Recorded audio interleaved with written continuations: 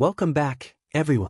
This is your host, the DN WhatIf 3.0, here with another exciting fanfiction. Today, we're diving into the story of What If Deku Has the Hand of Hope Quirk. A special shout out to the original creator, SombreLittleStar. Please make sure to show your support by checking out their work from the description. If you enjoy this video, don't forget to hit that like button and subscribe for more fanfiction content just like this. Now, let's get started with the fanfic. There is a realm beyond mortal sight, one home to the most ethereal of beings. It is this land, this sacred haven, that mortals on that accursed earth refer to as heaven. It is a realm untouched by the hands of sin, its holy light shining in even the darkest of corners. Yet for centuries, there have been many fearful whispers to echo throughout the gleaming corridors, voices carrying the relics of a prophecy thought to be long forgotten. Rumors of the enigma, the Deku as the others call him, circulate with infamy, angels sullying the poor boy's name without so much as a second thought. He may be an angel, but he was created from something unnatural, something vile and unholy. From his curly black hair to his dull, vantablack eyes with their swirling specks of gold, he was an abomination in every sense of the word. He was ungodly in a realm ruled by God himself. His mere presence in this holy land was blasphemous, a profane intrusion challenging the divine order established by God himself. His true origin was a closely guarded secret, and none of the other angels were privy to the knowledge of how he came to be.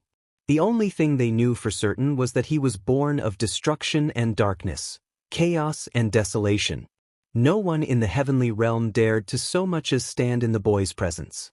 He is a sinner, nothing more. That was why on this day, the day everyone had been hailing as the day of sanctification, that vile Deku was to be cast from heaven in front of everyone, much to the relief of the vengeful angels watching the display before them. Praise be to our Lord, for the unsightly Deku will never see the brilliant light of heaven again. Someone in the stands shouted in triumph. Deku would never again feel God's warmth shine upon him, let alone stand in the realm ruled by the man himself. Everyone prayed for the elders to hold firm in their decisions regarding the abhorrent creature. Cheers could be heard throughout the entire realm as the thing stood with its back to the crowd of jeering angels. The boy grit his teeth at the mocking voices telling him to get it over with and jump already. He could hear some screaming for the elders to cut his wings off and let him drop, and he rolled his eyes at the notion. My wings would just grow back, you cretins, he thought bitterly. Not like it hasn't already been tried and tested. Tuning out the boisterous crowd, he turned and plucked a feather from one of his wings. The black and gold-speckled feather turned into a wispy vestige and transformed as he summoned his bow. The crowd silenced as he drew the shadowy string back, giving a smile as an arrow formed. The crowd gasped, making his smile stretch wider. He unfurled his massive black wings and released the arrow with a loud snap, before dropping backwards from the bridge. The crowd panicked and scattered as the arrow was caught by a guarding angel, who apparently wasn't too well informed on heaven's most problematic child. Run! Someone shouted to the guard, but it was already too late. As soon as the arrow was caught, it fizzled from existence and a small black hole opened up in its place. The guard panicked, trying to fly away, all to no avail. He would have been sucked in had God not snapped his fingers and rightened Izuku's little goodbye present. If there was one thing anyone knew, it was not to fuck with the Deku if God wasn't within the vicinity. There was always hell to pay when that little demon was up and running amok. The crowd quietened after realizing what God had done. The screaming and frantic flying had stopped, and the angels looked at one another for a moment before hollers of praise erupted from the crowd. Finally, someone shouted, "Good riddance!" Another joined in. "And don't ever come back." There were cheers as everyone realized that wretched Deku's final attack would have no lasting damage, for once. The only person who didn't look happy was God himself. The large visage of a giant man sighed, not taking his eyes off the spot his young angel had just leapt from. "I wish you luck, my angel of the void." Izuku sped through the rift between realms, his wings useless as he fell to earth. While he plummeted towards the clouds, he thought about how anticlimactic everything had been. Sure, he'd fired an arrow from one of his void weapons, but he knew it would do no real harm. I mean, come on. God was sitting right there, after all, he thought to himself as red tears gathered in his eyes from the wind. He closed them against the flowing torrent of the atmosphere and covered his face with an arm, all while trying in vain to get his wings to work properly. Maybe this is a good thing, anyway. None of the angels had ever liked Izuku. He'd been an anomaly since the day he was created. He was different and would therefore be hated for it for all of eternity. Because while all the other angels had white, straight hair, Izuku's was black and curly. While all the other angels had white and golden eyes, with no separation in the pupils, Izuku's were vantablack, with golden flecks that danced and spun when he felt strong emotions. While all the other angels had white and gold wings, Izuku's were black with bright golden specks that shimmered at the tips. And while all the other angels were loved by God, Izuku was hated. Not only by God himself but by everyone. He'd always been an outcast. None of the other angels had ever talked to him aside from when he was causing havoc.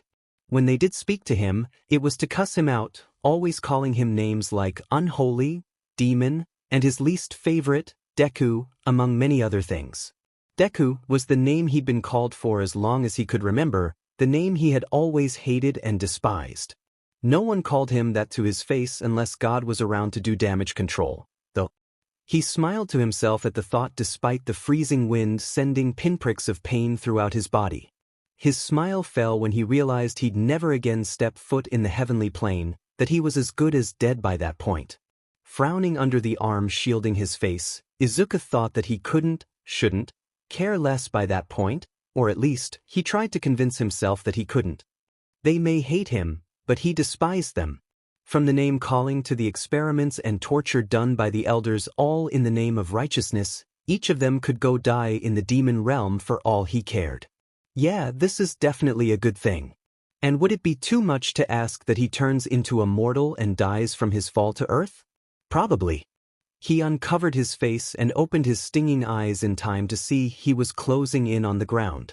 With his enhanced vision, he could see a pair of mortals directly below him sitting outside a large house.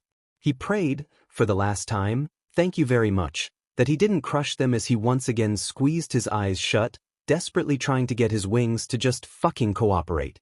After another moment of falling, he heard the people shouting something, but he couldn't make out what the tumultuous clamor of voices was about.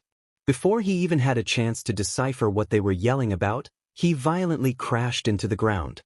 He heard the sickening snap and squelch of bones snapping and flesh flying as he landed, and after a beat of stunned silence, someone screamed. That was the last thing he heard as his mind caught up with his body and his nerves exploded in a world of pain. He surrendered to the agony that surged through him and let the darkness clouding his vision take over as he lost consciousness. Izuku doesn't care what anyone says. God is a complete fucking dick. All I'm saying is that you and Hisashi would make amazing fathers, Nemuri told Shoyuta matter-of-factly as she sipped on her drink. She looked towards the rising sun as the man sitting beside her on the porch groaned. Shoyuta had to fight the urge to pinch the bridge of his nose. God damn it, we've been over this already. It's not about whether or not we'd be good at it, Nemuri. Did you hear a word of what Hisashi has been saying? His face turned sour as he recalled some of the fights he and his husband had gotten into over the past few months. My sleep schedule is messed up enough as it is, and he wants to adopt a baby. A crying, fussing baby. Do you know what kind of hell on earth that would be for me? Think about how much worse off my sleep schedule would be then. Nemuri paused, narrowing her eyes thoughtfully. Then why don't you meet in the middle? Adopt an older kid. 6 or 7. Hell, maybe even 8 or 9. She glanced towards Shoyuta, but he refused to meet her gaze. The whole thing was, quite frankly, ridiculous if you asked him. Nemuri, we have so little time on our hands as it is. Why would I want to waste what precious time I do have looking after some more than likely traumatized orphan? He grumbled, voice rough. Nemuri frowned and considered his words for a moment. But you know how badly Hisashi wants this show. Even if it's not a baby, you should at least look into it. Nemuri fidgeted with the straw in her sparkling lemon water as she spoke. She didn't know what to say to convince him. If Hisashi, the love of his life, couldn't, how on earth would she? Listen, I know you're just trying to help. I understand that. But I get enough of this from Hisashi, along with the incessant nagging from everyone else in my immediate family. He paused and let out a huff. I've probably heard enough of this from just about everyone, actually, he muttered. At this point, the only way I'd ever adopt a child is if God himself asked me to. And seeing as to how I don't believe in all that shit, it's not going to happen. Nemuri's shoulders slumped at his words. She knew it was probably a lost cause by this point, but she continued regardless. So, if say, God came to you in a dream? She muttered to herself. Shoyuta groaned and finally turned in his chair to face her. You are not sneaking Miko into my house and having her influence my dreams again. I'm already traumatized enough from when you forced her to make me dream about waking up in my bed as a cat. Nemuri chuckled, remembering a few of the spectacular phrases muttered by Shoyuta during that particular prank. Miko and her dream-controlling quirk were a godsend. Nemuri's face then morphed into something more serious as she said, I just wish you'd at least consider the possibility. Shuta's eyes narrowed into slits. Can we please just talk about something else? He asked. His voice was as monotone as ever, but there was a hint of desperation Nemuri had only heard a handful of times before. Nemuri was silent for a moment, debating on whether or not she should continue torturing him or if she should just drop it. With a steely determination for Hisashi's sake, she opened her mouth and prepared to continue on her tirade to make one of her best friend's dreams finally become a reality. Before she could speak, however, her thoughts were cut off by a loud whistling sound. She and Shoyuta glanced at one another, bewildered, before they both looked around. Seeing nothing within their general vicinity, both pairs of eyes turned skywards, where they locked on to the bright, golden light that was hurtling towards them at high speed. Holy shit! Nemuri cried. What the hell is that? Shoyuta would have liked to know as well, but he didn't have a clue. They stepped away from the porch, rushing towards the door. But before they could enter the house, Nemuri had frozen. Because as the object got closer, she recognized it as a person. Shoyuta, wait! She hollered, grabbing his arm. Shoyuta froze, his hand still clutching the handle of the porch's sliding glass door. We need to get inside, Nemuri. Now. Shoyuta barked. The dark-haired woman shook her head frantically. She didn't know what to do, how she could stop this person from smashing into the ground at such high speed. Surely it will kill them, she thought. It's a person. She ran down the steps, watching as the person with large black wings got closer and closer to the ground. What are you doing? Shoyuta shouted, rushing after her. He grabbed her around the middle and held her in his arms, preventing her from getting any closer to where the person would crash land. We have to help them, she cried. They were both at a loss for what to do. The person was hurtling closer and closer to the ground with every second. The pair could see them desperately trying to gain control of what appeared to be two black wings, which were bigger than the person was long, may Shoyuta add. However, it was clear to see that they were failing. Shit, Shoyuta cursed. Nemuri, there's nothing we can do. They're trying to gain control of their flight. All we can manage is to hope they succeed. He began to haul her up the steps as she fought in his grip. She couldn't just sit by and do nothing. That person would die. There had to be something, anything she could do. Searching her surroundings, Nemuri sought a possible object to break the person's fall. However, even if there had been something convenient lying around, it most likely wouldn't have helped much with the speed at which they were plummeting. What are you doing? Shoyuta shouted. She turned away from the falling person to look at him heatedly. He returned her gaze with worry. What are you going to do, catch them? He asked incredulously. No, but there's gotta be something we can do. Nemuri quickly looked back to the person with the wing quirk, just in time to see them hit the ground. She froze in shock. After a beat, she let out an ear-piercing scream as blood and flesh shot into the air and coated both people standing close by. No, she cried out. The person, who was now a bloodied, split-open mess on the ground, was most definitely dead.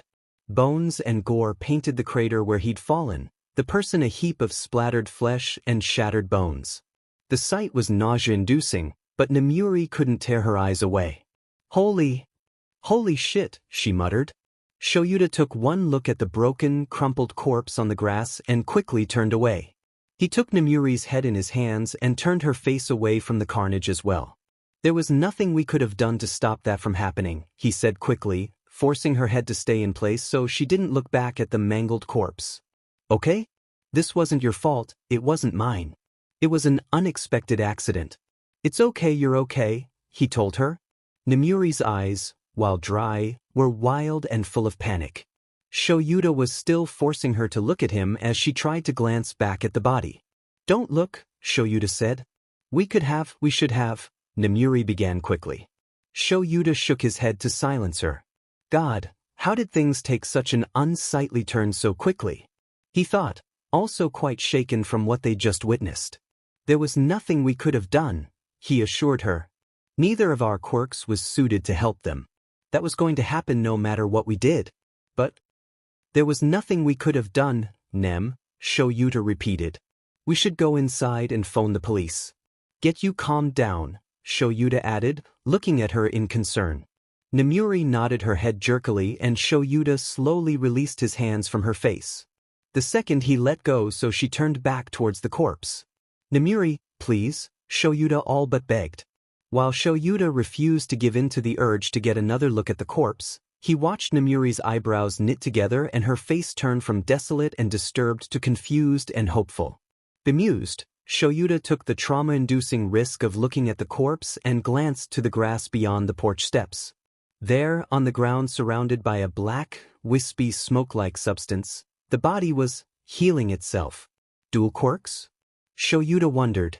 Bones began twisting to righten themselves and wet, squelching snaps could be heard from where the pair stood. The blood that stained the grass began to emit the same type of dark smoke that surrounded the boy's body, and a groan could be heard from the person on the ground as their skin knitted itself back together. Holy shit, Nemuri muttered once again, uncomprehending of what she was witnessing. She ripped herself free of her best friend's hold and ran to the person, the boy by the looks of it, and fell to her knees on the grass. Are you okay? She asked quickly, but the boy had yet to wake up, let alone respond. Check for a pulse, Shoyuta demanded. He wouldn't admit it to anyone but himself, but the entire situation had him on edge. Yes, Nemuri responded, shakily reaching up to the boy's non-mangled, non-bloody throat and pressing two quivering fingers over his pulse point. Well? Shoyuta asked after a moment, looking hopeful. Nemuri choked on her words in shock before continuing. He's alive, she said, completely dumbfounded. Shoyuta hid his shock behind a neutral expression. After a moment of silence passed, he muttered to himself, what an amazing quirk. To not only have such impressive wings but to also be able to heal from such grievous injuries. Truly incredible. Nemuri shot him an incredulous look over her shoulder. Seriously? A boy, no older than 13 or 14 by the looks of it, falls out of the sky, breaking just about every bone in his body in the process, and the only thing you can think about is how incredible his quirk is? She admonished severely. Shoyuta mumbled something about the fact that the boy was alive, wasn't he? But could see her point. You're right, he said, acknowledging her concern while Nemuri checked the boy over. I'll call an ambulance. He then sped into the house and grabbed his phone from where it had been charging. He dialed 119 and put the phone to his ear, waiting as the phone rang. 119, what is your emergency?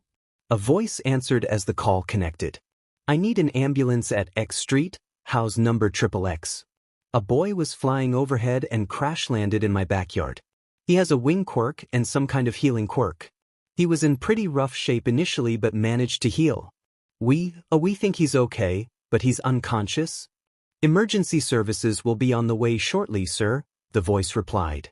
Shoyuta called Hizashi from the hospital. He was doing his radio show and was freaked out when his husband started with "I'm in the emergency room," but he quickly calmed when he realized it wasn't Shoyuta or Nemuri who had gotten hurt.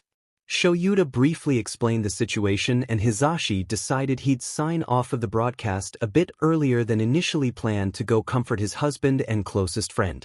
When the voice hero made it to the hospital and rushed through the halls to where Shoyuta and Nemuri were waiting outside a room, A doctor was already explaining that the child was perfectly unharmed and should wake up at any moment now. "Sho!" Hisashi cried as the group turned to the source of the noise. "Oh, thank God. You're here." Shoyuta turned to his husband as the man embraced him. The doctor looked a bit put off by their PDA but said nothing on the matter. Instead, he continued with what he had been saying before being interrupted by Hisashi's arrival. While the boy is perfectly uninjured as of right now, he has extensive and major scarring all along his body. Oddly enough, the scars are golden in color, though that could be due to his quirk. The man's face then darkened, and the trio awaited his next words with nervous dread. "Along with the visible scarring, we did some X-rays to make sure there was no lasting damage from the fall. What we found is disturbing, to say the least." The man cleared his throat, looking over the boy's chart with distaste before continuing. "It is clear that he has sustained many broken bones in the past, with some looking to have been broken multiple times. Some breaks are in the same place as well." The three pro-heroes only stared at the doctor in stunned silence. "But he's okay?" Nemuri asked cautiously. The doctor gave her a solemn look. "Physically, yes." The pause. "Mentally, we'll have to wait until he wakes up." Nemuri nodded her head a bit shakily at his response. She just hoped the kid was all right. "We'll also have to see about contacting his guardians at some point. The detective you called should be able to get some information out of him." He paused thoughtfully. "As I told you earlier, I predict he will wake up within the next half an hour or so." "Thank you, Dr. Kobayashi. We'll do everything we can to help the kid," Shoyuta said. The doctor gave a slight nod. "Of course. I will keep you informed until we get a hold of his parents or guardian. For now, I have other patients I must attend to." Dr. Kobayashi gave a small sigh and they all watched as the man turned and walked away. Hisashi waited until the man was out of earshot before speaking. "What exactly happened? No one is hurt, at least anymore, right?" he asked quietly as he subtly checked Shoyuta and Nemuri over for any visible injury or harm with his eyes. "We're okay. Calm down," Shoyuta said with a fond eye roll. Apparently Hisashi wasn't being as subtle as he thought he was. "It's just as I explained on the phone. Everything's fine." Shoyuta ran a hand through his long, unruly hair as he looked at the door leading to where the boy from earlier was lying unconscious on a hospital bed. "Nemuri and I were talking on the porch when all of a sudden a child fell from the sky." "But he's okay?" Hisashi asked worriedly. Shoyuta and Nemuri nodded their heads in unison. They knew Hisashi had just heard firsthand that the boy was fine, but he'd always been a worrywart when it came to children. "You should have seen it, Zashi. He was a mess."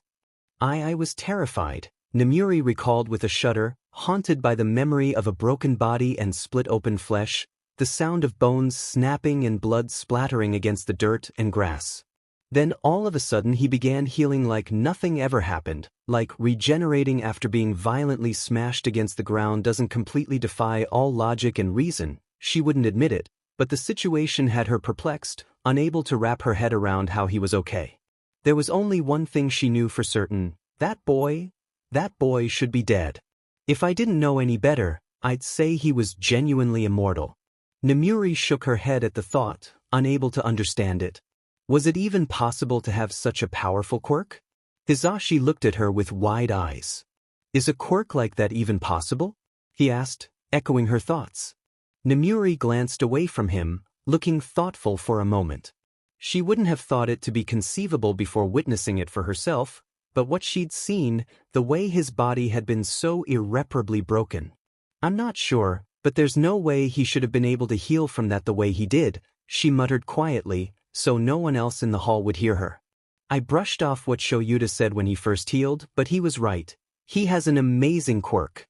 Not only does he have massive wings, but he can also heal from what I assume to be any injury. It's truly something to behold," she said in a hushed tone. "Any injury? Do you really think that?" Hisashi asked, incredulous. "Yes." Nemuri grabbed Hisashi by the shoulders, face worried and guarded but eyes alight with excitement. "Just think of what kind of hero he could become with a dual quirk like that," she muttered, eyes practically sparkling at the thought. Whoa, Shoyuta cut in. "Let's not go making plans for this kid yet. We don't even know who his parents are, or what he wants," Shoyuta told her. Nemuri frowned. Shoyuta was always shooting down her ideas like that. But she was used to it. She was also used to fighting him on it. But if he wanted to be a hero, one of us could give him a recommendation to Yui. We could. Nemuri, Shoyuta scolded, and Nemuri pouted. But just think of the potential. He could probably even surpass all M. Before she could finish what she was saying, however, an ungodly wail echoed throughout the hospital's bare walls, causing them to wince and cover their ears. What is that? Hisashi shouted, but no one could hear even him over the loud cry. The screeching continued for only a few more seconds. Then, as suddenly as it had started, the sound stopped. Holy shit, Hisashi said, bemused. That was louder than my quirk, for God's sake. What was that? But before either Nemuri or Shoyuta could respond, the door to the boys' hospital room shot open and the boy stepped through.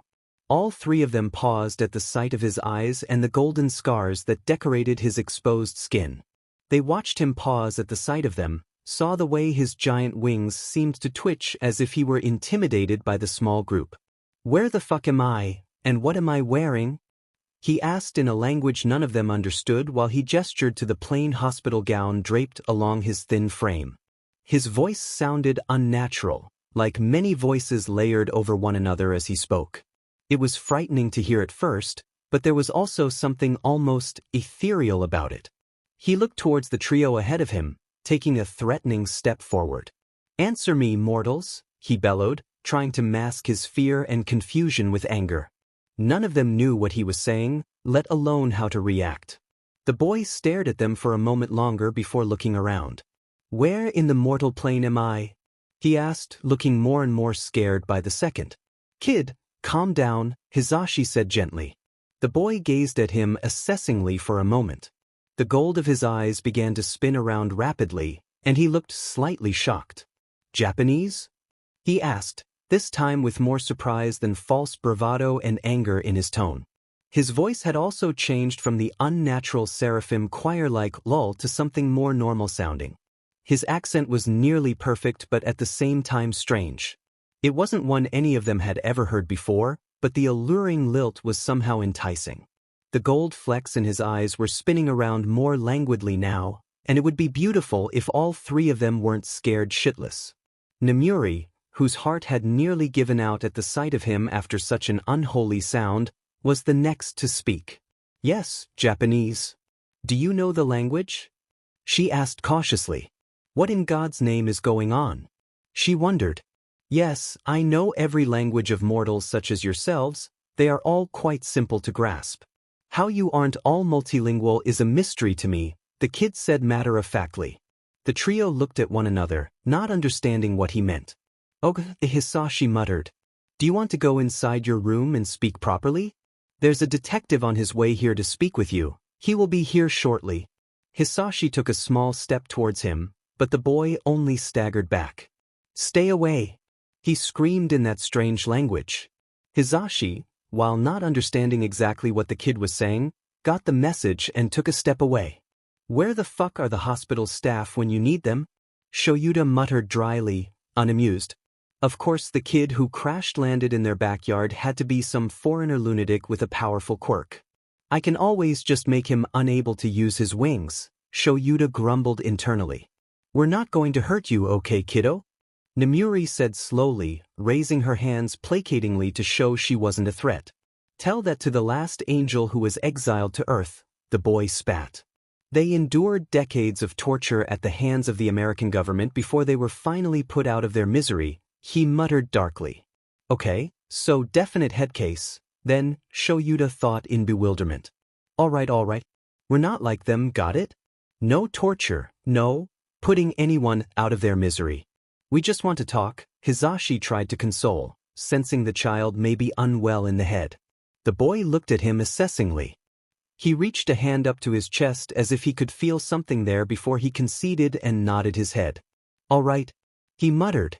"But I warn you, I am not like the others." His eyes narrowed as he spoke, a dangerous edge in his voice. "My abilities are far more complicated, far more powerful. One step out of line and it's your head on the floor, your blood at my feet. Holy shit."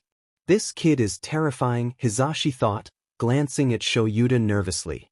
The man simply shook his head in return to his anxious gaze, watching the boy curl his wings behind his back as he re-entered the hospital room. His quirks are those wings and healing, and he doesn't have any weapons on his person, Nemuri checked. We'll be fine, Shoyuta assured Hisashi and Nemuri quietly before hurriedly following after the unnamed boy. The boy was already sitting on the bed when they entered the room. We'll wait for Detective Tsukachi to get here, that way you can be questioned properly, Shoyuta said as he eyed the boy wearily. He didn't know what else to say. The boy smirked at them, though he looked a bit nauseous. Nonetheless, the smirk caused the group discomfort as it only added to their nerves. What? Shoyuta asked, not liking the shit-eating grin spread across his face.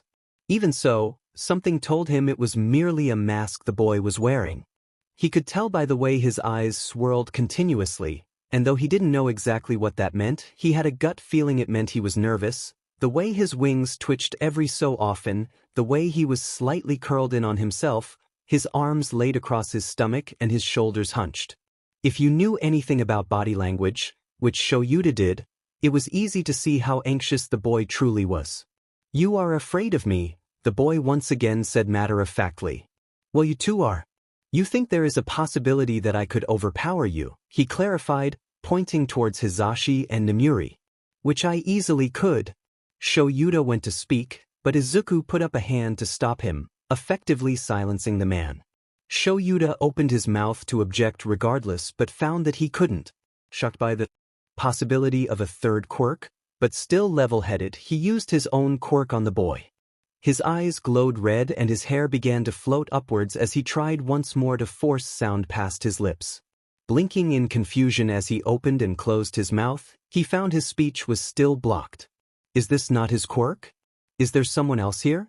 But a much more terrifying thought came to mind soon afterwards. Or, does my quirk not work on him? He wondered. It's rude to interrupt people, the boy said lowly while looking at Shoyuta. His husband and best friend's faces morphed into ones of bewilderment. He hasn't said a word, so why? Nemuri thought as they both turned their attention to Shoyuta, shocked to see him using his quirk when there was no visible threat. Then again, he sometimes did it to intimidate people. The man continued glaring assessingly at the boy, still trying to use his quirk. Hisashi went to speak, but the boy dismissively waved him off, continuing before he could so much as open his mouth. As I was saying, this one, he then gestured to Shoyuta, was slightly concerned, but now he's just confused and a tad bit nervous. His grin widened at his own observation. Then again, you're all feeling that way. I have to wonder about the concerned part, though. Is it because you watched me fall from the very heavens themselves? He asked, eyes flickering as he placed his elbows on his crossed legs and rested his chin in the palm of his hands slyly. We aren't. Nemuri cleared her throat, trying to make her words sound more confident than she really was. We aren't scared of you, she told him. Really? The boy asked, once again reaching towards his chest. Because I can feel other people's emotions, and the moment I talked about rolling heads and spilled blood, I could feel just the smallest prickle of fear from all of you. He informed them. But with Hobo over here, those feelings quickly went away when he told you and Blondie that he had searched me for weapons, though they've returned now that I've taken away his ability to speak. His smile vanished, his face twisting into a cold and grim expression. On a side note, if you honestly think angels don't have celestial weaponry, you're only fooling yourselves. Finally finished speaking, he lowered his hand, effectively returning Shuta's ability to talk. You may speak. Nemuri and Hisashi turned to stare at Shoyuta in shock, finally having put two and two together and realizing what the boy had done. Is that why Sho used his quirk? Hisashi wondered. But then why didn't he speak after using it? How many quirks do you have, kid? Shoyuta asked, interrupting Hisashi's train of thought. Everyone in the room was slowly starting to look more and more nervous at the amount of quirks the boy was showing. Shoyuta thought that the boy may have simply been reading their facial expressions and body language for that last one, but the description of Shuta's emotions, and most likely Nemuri and Hisashi's, too, had been spot on. Not to mention the fact that he'd shown 3 quirks already, if not 4 by cancelling out Shuta's eraser quirk.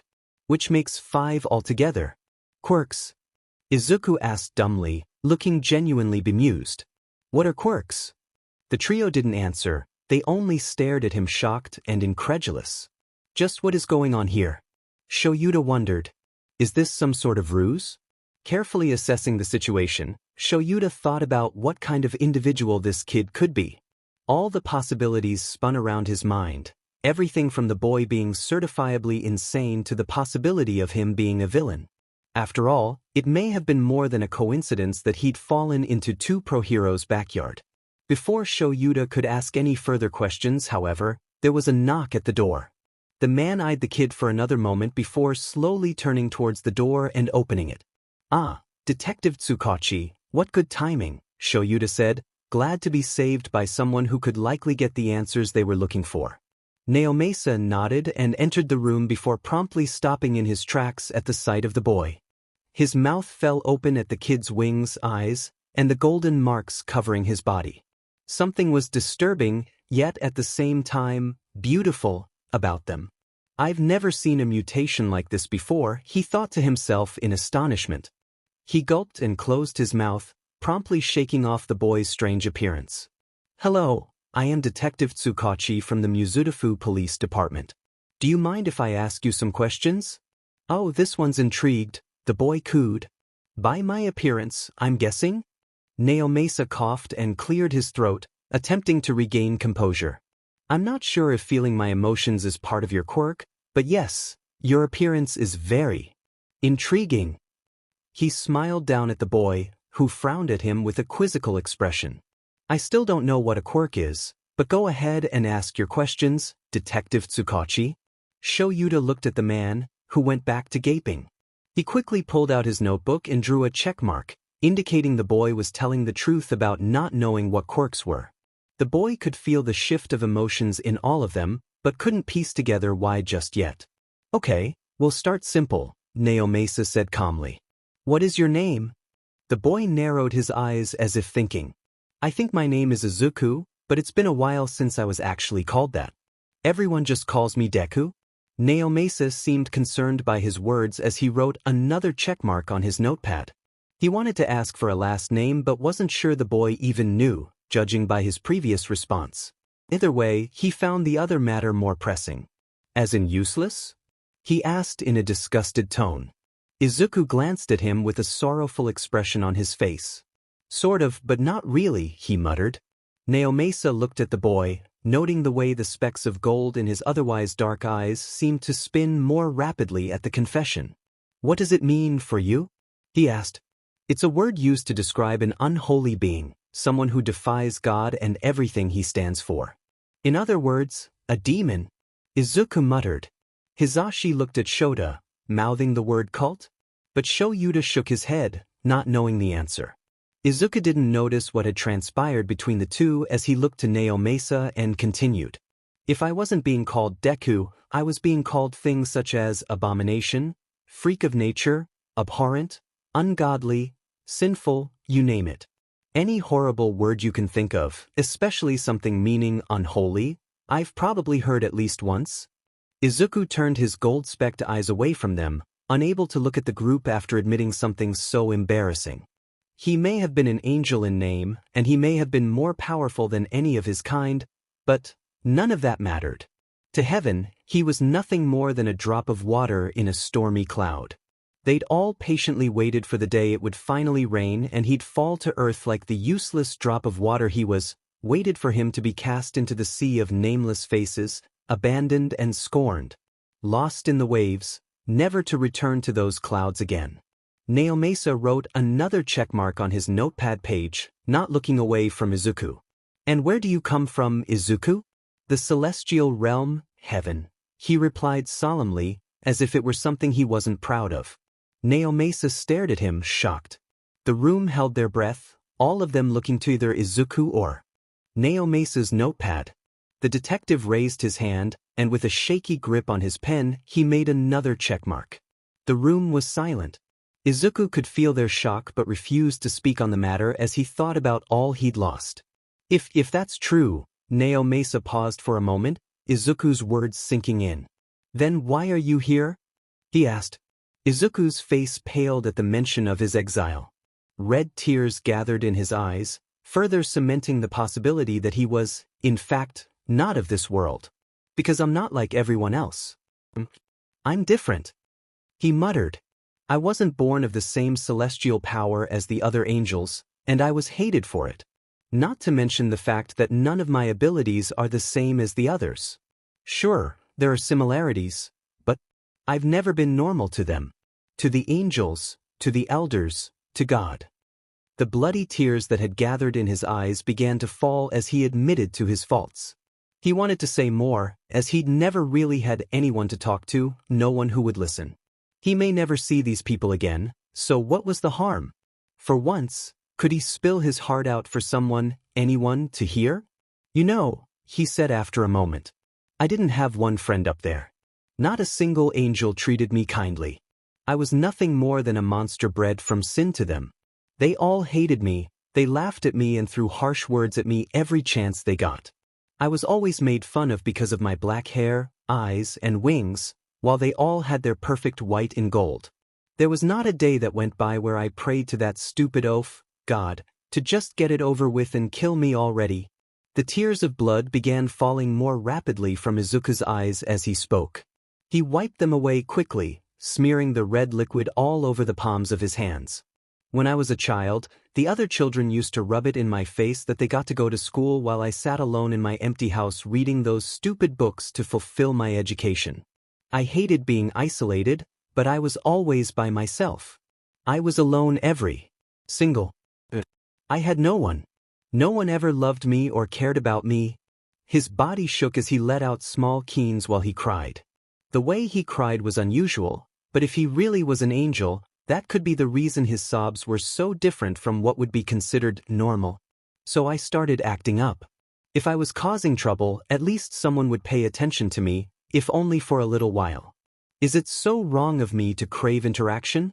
Bloody tears continued to build up in his eyes, but every time they got close to spilling over he'd wipe them away angrily.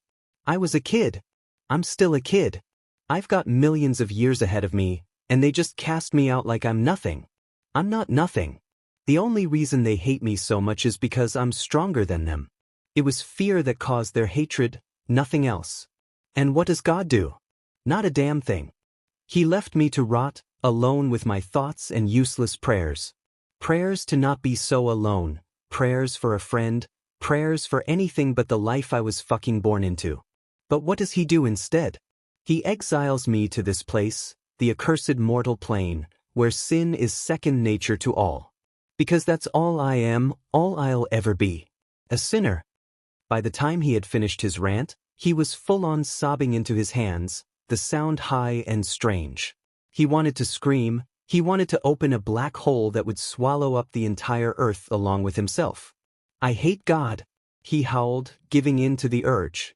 He turned his head skyward and threw his arms out to his sides, sending red specks of blood flying from his hands where they splattered against the wall. I hate him, and everything he fucking stands for. The adults stood in stunned silence, not knowing what to say. Izuku felt their emotions, their concern and mortification at his words. He turned to them, eyes still leaking bloody tears. I'm sorry, he murmured. They turned to Tsukachi, who only nodded his head. He's telling the truth, he mouthed to them. They looked from Naomasa to Izuku, the silence in the room deafening after the boys, the angels, outburst. It's gonna be okay, kiddo, Hisashi said, taking a step toward Izuku. When the boy didn't react, he took another, and another, until finally he was sitting beside him. How can it be okay? I'm trapped in the mortal realm. I'm not worried about being kidnapped and experimented on like stupid Makio was, but dear heavens, now up above, what am I going to do? He sobbed. Hisashi wrapped his arms around the boy, who shook slightly in his hold as he keened. Namuri turned to Shoyuta then, her stunned expression on full display. Namuri said carefully, watching as the exasperated man turned to her. What? He asked before looking away from the angel on the hospital bed. You said you wouldn't adopt a kid unless God himself asked you to, right? Namuri muttered lowly so neither Hisashi nor Izuku could hear her. Shuta's face morphed into a displeased expression as he frowned. It was obvious where this was going. Well, she said. I think he just asked. Shoyuta stared at Nemuri, an incredulous look on his face. You cannot be serious, he said lowly so Izuku wouldn't hear him. You said, she began, but Shoyuta cut her off. I know what I said. He glanced to where his husband was trying to calm the keening boy down before he pinched the bridge of his nose wearily. He gestured to the door, signaling for them to take the conversation into the hall. As soon as the pair had exited the room, Nemuri began her rant. Shoyuta, if this isn't a sign from God himself, I don't know what is, Nemuri huffed as soon as the door clicked shut behind her friend. Shoyuta raised an eyebrow and gave her an unimpressed look. Is she really this naive? He thought in exasperation. Shoyuta? No, he interrupted. We don't know who he is, where he came from, or what he's doing here. We don't even know if he's telling the truth. Can you honestly look me in the eye and tell me you believe that he's an angel, Nemuri? His brain was going a mile a minute as he thought up plausible scenarios as to why the boy may truly be there. None of them looked good. Of course I believe him. Tsukachi used his quirk. Everything he said was true. Nemuri gave Shoyuta a pleading look, almost as though she were begging for him to understand. She knew it was unbelievable, but she had a gut feeling. And my gut feelings are never wrong. Maybe to him. Shuta's eyes narrowed as he thought. He could have been brainwashed by some cult. It wouldn't be the first time. Shoyuta thought back to all the horror stories he'd heard. He was more inclined to believe that the boy had gotten those injuries in a cult as opposed to heaven. Then how do you explain everything we saw, both at your house and in that room? Her eyes were lit with determination as she spoke fervently. Shoyuta shook his head, but she ignored him and plowed on. His appearance, multiple quirks, the ability to heal from such grievous injuries. Can't you just accept that maybe there is something greater than simply living your life and then being thrown into endless nothingness? She implored, searching for a way to bridge the gap between Shuta's disbelief and the unexplainable. Shoyuta closed his eyes, inhaling a long breath. As he exhaled slowly, he said, I have another theory, but you're not going to like it. Pausing, he looked at Nemuri, who gestured for him to continue. There's a strong possibility that he's a villain, he muttered darkly. Nemuri gave him a skeptical and somewhat enraged look as she scoffed at his words. A villain? She hissed. Do I have to spell it out for you? Tsukachi used his quirk on him. Everything he said was the truth, at least to him, anyway. Even if he's not an angel, even if he's been brainwashed by a cult, I don't see how you could make the jump to villainy. Shoyuta looked around to be sure no one was listening in on their conversation before glancing back at Nemuri, finding her visibly afflicted by his words. She'd always grown attached quickly, especially to the younger generation. He didn't doubt that after hearing the boy's sob story she had become emotionally invested. That's why Shoyuta had been worried she would react like this, but his theory held merit. He didn't just come up with the notion out of nowhere. Think about this seriously for a moment, Nemuri, Shoyuta muttered lowly. Her livid expression didn't change, but she didn't show any signs of stopping what he was about to say, either. His appearance could be a very rare mutation-type quirk. As for the detective, he easily stopped me from using my quirk, so who's to say he can't do the same to Tsukachi's? His eyes narrowed. Thinking along those lines, there's a good chance that he's able to manipulate quirks. He took a moment to let the information sink in before he gave the big revelation. Now, think about it. Who do we know that can give people multiple quirks? The look on Nemuri's face shifted as she paled. She knew exactly who he meant.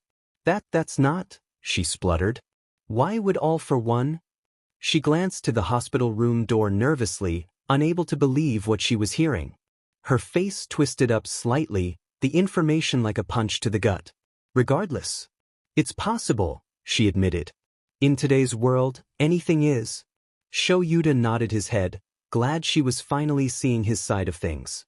But that's also why I'd like to be able to believe in him, Shoyuta. What you're saying, it's not a stretch. But why would he show off his powers? Why would he give us a reason to doubt him? Surely if he was working with All for One, he'd have a better plan? He wouldn't ruin everything the second he woke up. Shoyuta glanced at her, the gravity of the situation weighing heavily on him. We need to proceed with caution, Nemuri. If there's even a slight chance that he's involved with All for One, we can't afford to underestimate the threat. Nemuri shook her head in disagreement. I understand, but we can't just jump to conclusions without hard evidence, either.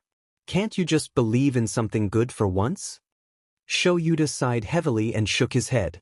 But he guessed that if he wanted her to see his side of things, he'd have to try seeing hers as well. Fine, he conceded. But we're not just going to let this slide either. She gave a determined nod. Thank you, Shoyuta. Hisashi watched as Nemuri and Shoyuta silently exited the room to talk in the hall. He'd seen what looked to be the beginning of an argument and was glad they were leaving the room to diffuse whatever tension was building up between them. Izuku didn't seem to notice the pair slip out of the room, as he was too busy keening into his hands to pay attention. I just hate my life so much, he sobbed brokenly. What have I done to deserve this? Izuku's body shook with the force of his sobs, blood oozing from between his fingers due to the sheer amount of tears streaming from his eyes. Naomasa winced as Hisashi continued rubbing soothing circles into the young angel's back. The detective didn't know what to say to make the boy feel better, something he was usually good at. The entire situation was a little, very jarring, so sue him for being at a loss for words. Instead, he took a seat beside Izuku, hoping his presence would be of even a little help. He reached his hand out and placed it on Izuku's shoulder as the boy leaned into the touch. It made Naomasa feel slightly better about his lack of ability to soothe him verbally. While Naomasa was at a loss for what to say, Hisashi had taken those few moments to gather his thoughts. He rubbed his hand along Izuku's knobby spine, and was this kid malnourished on top of everything else? A few more times before he took in a deep breath. Izuku, he started, his voice gentle. You're not at fault for what you've been through, okay? The circumstances of your birth, whatever they are, it's not something you brought upon yourself, it's not something you can change or choose. You've been through a lot, I bet, but for now, just try looking toward the future. That's all any of us can hope to do in situations like these, Hisashi said as another high-pitched keen escaped past Izuku's throat, but he continued on unperturbed. You've said you were always alone before, right? He asked. Izuku sobbed a few more times in that strange high whine before nodding his head, his eyes squeezed together tightly. Well, I won't let you be alone like that ever again, he said. We're going to help you. We won't let you suffer any longer. We will save you. Izuku paused, his cries slowly dying down as he tried to understand the meaning behind Hisashi's words. He opened his eyes and peered up at the man through his hands, face hopeful. Why would you want to help me? He asked slowly. Well, I know you don't know what quirks are, but Shoyuta, Nemuri, and I are pro-heroes. Hisashi gave Izuku a reassuring smile. And that's just what heroes do. So, you don't hate me? He muttered quietly, the gold flecks in his eyes spinning rapidly as his heart sped in anticipation of the answer. Hisashi smiled softly at the boy, giving him a shake of the head. How could I possibly hate you, Izuku? You've done nothing wrong. Izuku's mouth fell open as he tried to form a response to that, trying to find something to say. He wanted to refute it, wanted to tell this man every horrible thing he'd done in heaven, all in the hopes of getting even an ounce of the other angels' attention. Instead, more tears filled his eyes as he looked up at the man. They weren't tears of fear, anger, or hurt. They were tears of relief, something he'd never experienced before. The emotion flooded his chest, a feeling he'd only ever felt through someone else. His face contorted into an expression of vulnerability at the revelation as he stared at Hisashi. The blonde looked at him in concern, and Izuku gave a small shake of his head, able to sense his unease. He wiped at his face, which was a lost cause by this point, as it was completely smeared with blood. I think, Izuku paused, not knowing how to tell the mortal what he was thinking without it being too embarrassing. I just feel relieved is all, he muttered as he ducked his head bashfully. I'm glad. Hisashi's smile returned just as Nemuri and Shoyuta decided to finally make a reappearance. Nemuri grinned at the teen while Shoyuta frowned. Izuku looked at the black-haired man wearily, the spinning gold flecks in his eyes slowing down. He reached his hand up to his chest as he'd done earlier, grasping at the fabric of his hospital gown as he said, "You don't trust me." "Why?" Shoyuta showed no reaction to the question while Hisashi and Namuri fought the urge to facepalm. Hisashi stood and walked up to his husband quickly. "Shoyuta, I just calmed him down. Why don't you go get some coffee?" he said quietly. Shoyuta looked between Namuri, Hisashi, and Izuku, weighing his options. If he is working for All for One, he could attack at any moment. It would be better to have all the manpower we can get. "I'd rather stay," he drawled, eyeing Izuku cautiously from across the room. Izuku didn't say anything, but he looked genuinely put out by the emotions he felt coming from Shoyuta. The angel glanced away, obviously uncomfortable. At that, Shuta's expression softened minutely. "It's possible. In today's world, anything is. But that's also why I'd like to be able to believe in him, Shoyuta." Namuri's words from just a few moments ago echoed in his mind, and he cursed himself for getting soft. There was nothing else they could do but wait and see what would come of this. "Doctor?" Kuro shouted as she ran up to Dr. Kobayashi's table in the cafeteria. "Miss Ayazaki," the man said, looking startled. "Can't you see I'm on break?" he asked, but the way she was fidgeting made him slightly nervous. "What's wrong?" he asked. "That's the blood tests for your patient, Dr. Kobayashi. I've never seen anything like it before." She was bouncing from foot to foot now, wearing an expression of both astonishment and nervous excitement. "You have to see it. Can't this wait?" Kobayashi asked, though even he was intrigued by the sudden turn of events on his otherwise uneventful lunch break. "You have to see this right now," she insisted, her urgency palpable. Kobayashi glanced at his sandwich before putting it on the table. "Oh, what the hell? Why not?" And with that, the pair hurriedly departed from the cafeteria. Shoyuta was watching Namuri groom Izuku's wings when someone began knocking on the door frantically. Izuku jumped slightly at the sound, the action not going unnoticed by the three pro-heroes and detective in the room. After all, they were trained to look for behaviors like that. Eventually, it just becomes second nature.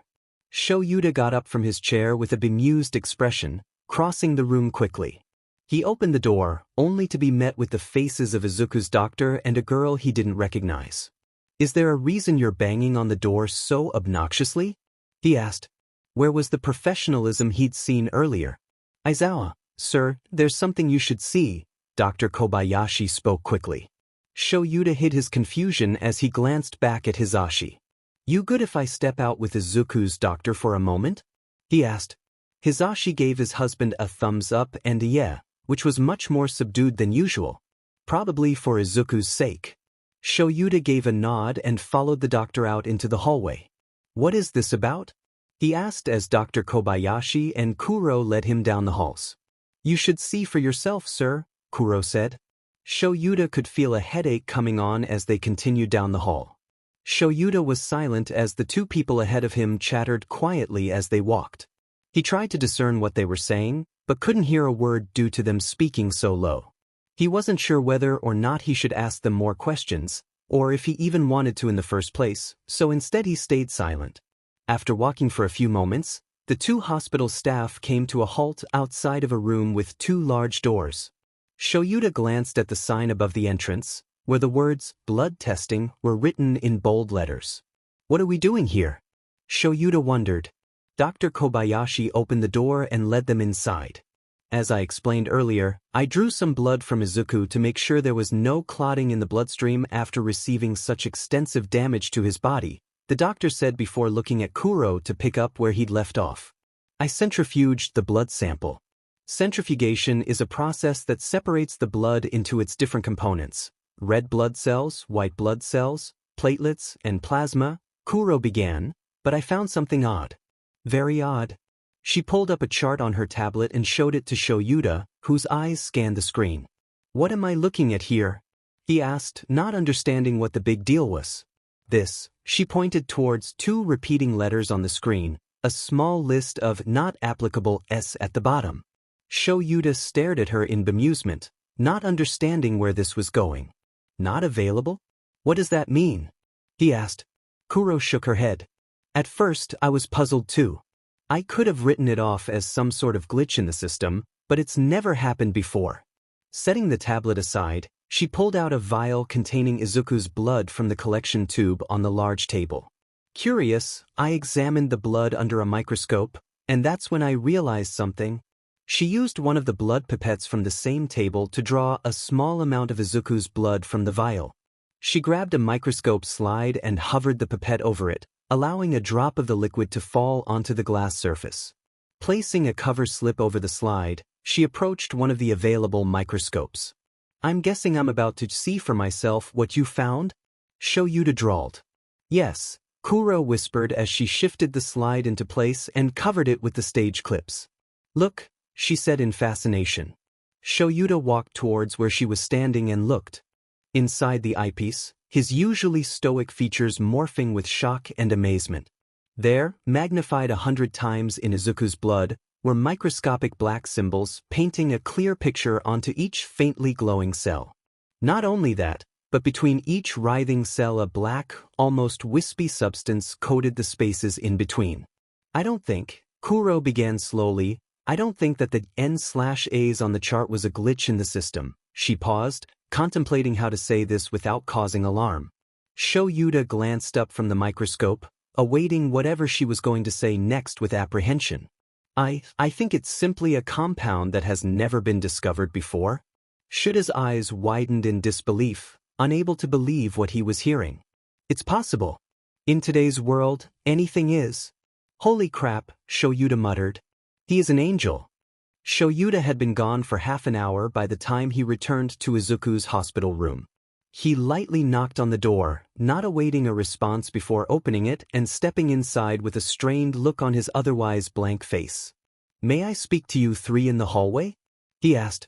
The trio shared a look, knowing this had to be about whatever Izuku's doctor had shown him. Of course, Tsukachi said lightly as they all got to their feet and followed Shoyuta into the hall. The exhausted-looking man waited for the door to shut completely before he started. I believe he was telling the truth, he said quietly. And you didn't before?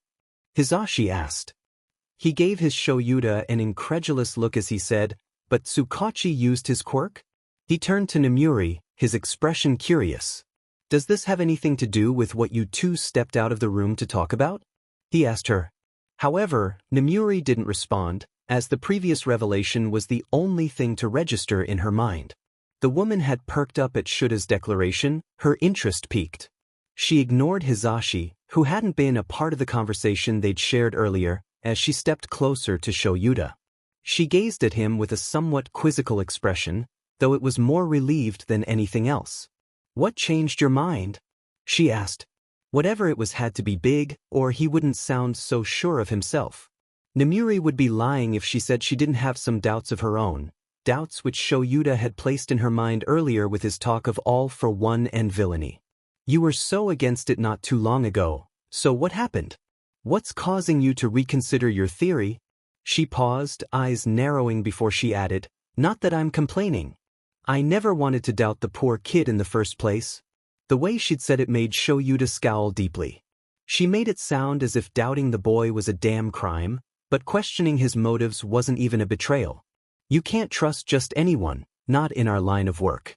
Of course, he'd wanted to believe Izuku, but how could he not have reservations about something so profound? It was unbelievable at best and lunacy at worst. Shaking his head to clear his thoughts, he pulled the blood he'd nicked from the lab out of his pocket, holding it up for them to see. This, he stated, Izuku's blood. The group only frowned at him, not quite understanding. Tilting his head confusedly, Hisashi asked, What about it? Does it have strange properties or something? He narrowed his eyes at the vial, trying to see if there was anything clearly off about it. You could say that, Shoyuta muttered. I examined this blood under a microscope. Each blood cell had these peculiar symbols on them. There was something wispy and black between each one, and the cells themselves seemed to almost writhe and glow. He explained. Everyone appeared shocked by what they were hearing. After a long moment of stunned silence, as Shoyuta allowed them to absorb the information, Hisashi was the one to break the ice. I'd just like to point out that I never doubted him, he grumbled as he took the vial from Shuta's hand. He examined the contents, noticing the way the surface of the liquid never stayed consistent, even as he held the glass container still. "Oh, and that's not all," Shoyuta added, ignoring Hizashi. The small group stared at him with rapt attention, awaiting more information. "The lab worker thinks Izuku's blood holds undiscovered elements." "Holy shit," Naomasa muttered.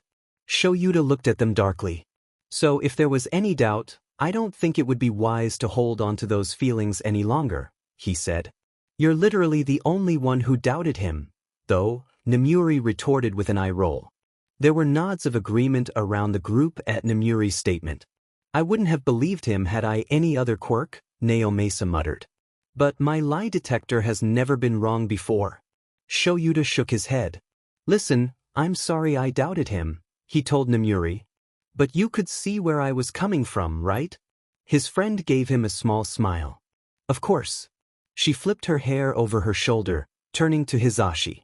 "Now, remember how you and Sho have been talking about adoption?" she asked quickly, not giving Shoyuta the chance to cut her off as she handed out his punishment without any hesitation. Hizashi nodded his head slowly as Shoyuta groaned indignantly. "Of course. It's been an ongoing topic of conversation between us for months now."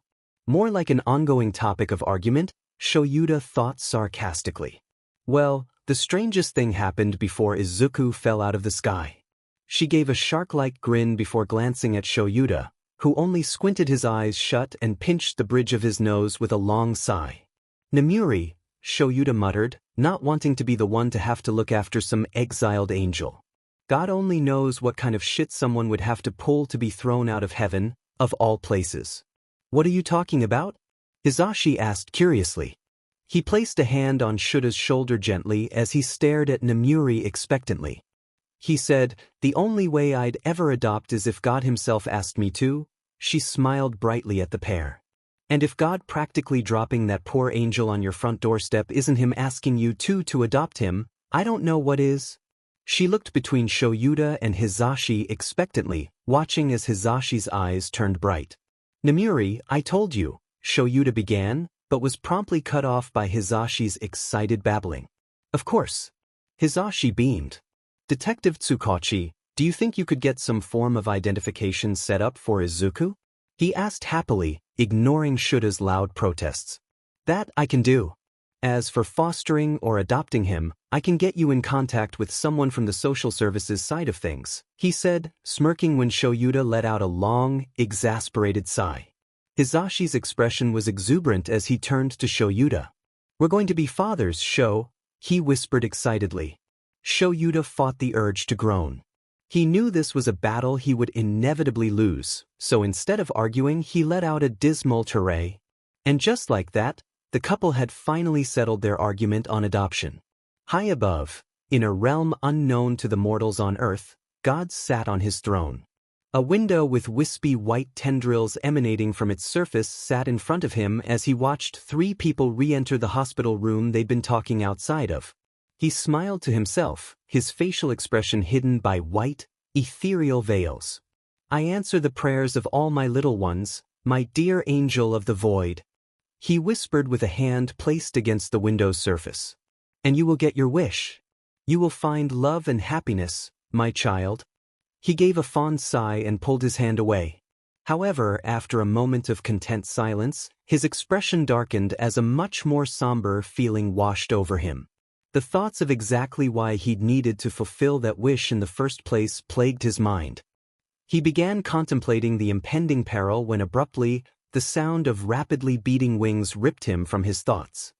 He looked up to see the head seer rushing into the room, her wings creating a violent wind torrent as she came to a screeching halt just past the door. "My lord!" the seer cried as she flew, much slower now, towards the throne. With a quick motion of God's hand, the window disappeared and God angled his head to look down at the proportionally tiny creature before him. "What is wrong, Azarius?" he asked, concerned by the emotion she was displaying. "The prophecy foretelling Earth's demise," she quivered. "It has changed." God wasted no time in standing to his full, intimidating height.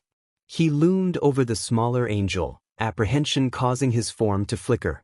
"Show me," he said quickly as he teleported the pair to the chamber of Prophetia.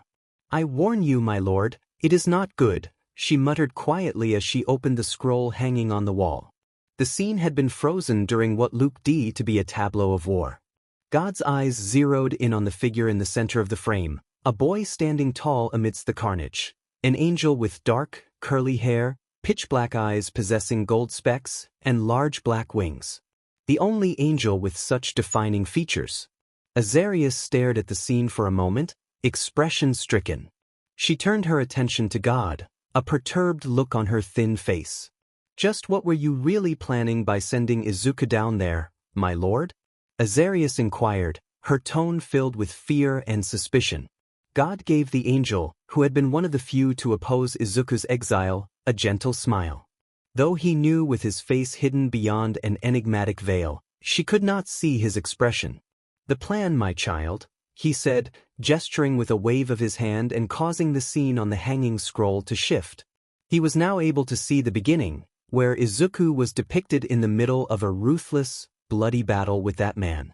Is to save Earth from him, and to have Izuku, the only one capable of such a feat, be the one to do it. Azarius shuddered, unable to believe what God had done, the danger he'd put one of his angels in. But the truth was she was only getting half the story. It had been 3 days since Izuku had crash-landed in Shoyuta and Hisashi's backyard. He had been waiting to be discharged from the hospital for 2 days by that point, but he wasn't able to be released until he had some form of identification. He also needed to be released into a parent's, or in this case, temporary guardian's care due to his apparent age. Izuku was quiet for the most part, and no one wanted to pry into his circumstances. But even in his reticence, they'd come to learn a few things about Izuku, the fact that he was different from all the other angels, that he'd had no one in heaven, and how he'd given up on praying regularly hundreds of years ago. After that casual revelation, Shoyuta had asked him how old he was, to which the boy responded with a muttered, 715, sir. Both Hisashi and Shoyuta had been shocked to hear this, and they began to wonder if Izuku even needed guardians in the first place. Shoyuta was just relieved to have some form of argument on why they shouldn't adopt the kid. He brought it up with Hisashi while the pair drove home that night, but his husband had been quick to dismiss his concerns as he discussed his suspicions that Izuku may cognitively be a teenager. I mean, come on. You have to admit that it makes sense, Sho.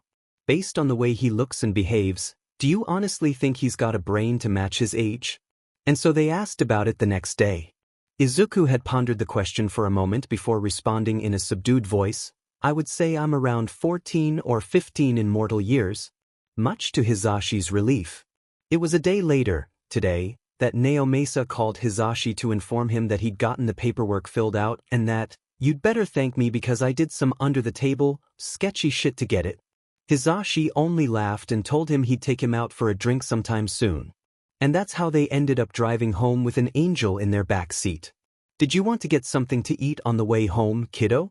Hisashi asked as he peered at Izuku from the rearview mirror. Izuku turned his gaze from the city streets to Hisashi, the gold flecks in his eyes beginning to spin quickly as his face almost lit up, almost.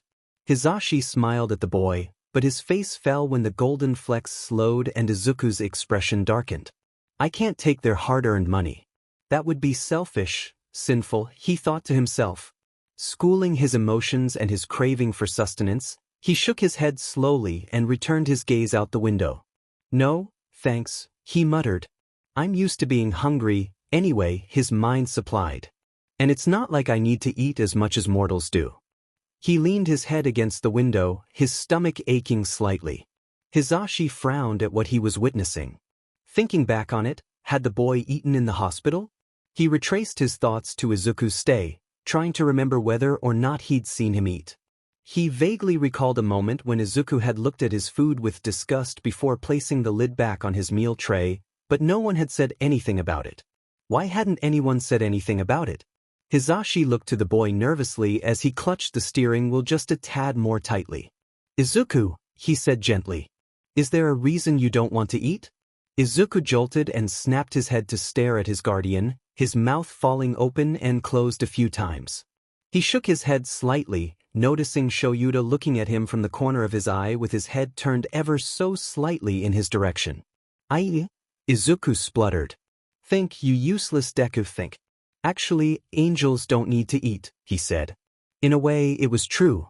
They only needed to eat every so often, once or twice a month, to be precise. He was confident he could get away with it. The excuse of "we may not need to eat, but we do like to indulge" came to mind for when he would inevitably feel famished.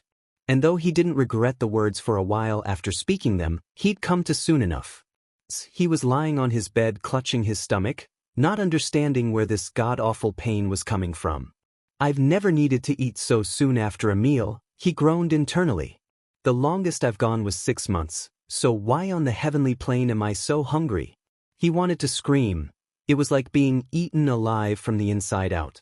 His mind briefly flashed to something he'd learned about while reading a book on humans, a mortal torture method where they'd cage a rat and light charcoal atop its confines, forcing the frightened rat to find an escape. The only way out being through the person's abdomen. He shuddered at the thought, but he'd been through much worse himself. "If I can stand the feeling of boiling acid being poured on my wings, surely I can survive this." But the urge to eat, the craving, was unbearable. The only thing that kept him away from the kitchen was the thought that he'd be stealing from his new guardians, and it was a thought he couldn't stand to go through with. Sure, he could simply ask for an apple or a granola bar, or whatever it was they were cooking now, which smelled so tantalizingly amazing. But he couldn't steal from them. They'd already bought him clothes before he'd gotten to their house. He couldn't take more. He clutched at his stomach as it let out another painful, gurgling growl. "I can't do this," he groaned aloud. "I just need to find something to distract myself with," he thought as he glanced around the room. There was a television sitting on the table across from the bed, but he didn't know how to use it. He came across the same issue with the laptop sitting on the desk by a tall lamp. He was used to using scrolls to watch and read things, and even then, it was never anything near as complex as what mortals had. Just reruns of angelic sport, old and new. However, sitting beside the laptop, he spotted something that caught his eye. White paper with strange lines down the middle and what looked to be writing utensils.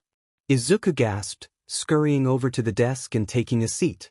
He picked up a black paintbrush, except, "Is this a paintbrush?" He examined it, noticing that it had some sort of lid on top. He uncapped the utensil and looked around for some ink to dip the utensil in, sad to find none. Izuku would like to say he was able to figure it out quicker than he had, but he'd be lying. It was a very frustrating 5 minutes later that he finally thought to place the strange writing tool on the paper, shocked when ink flowed from the tip and onto the page. He smiled gently to himself and decided he'd practice his Japanese. It was a language he hadn't written in quite some time, and he guessed he'd probably need to use it sooner rather than later with the predicament he had landed himself in.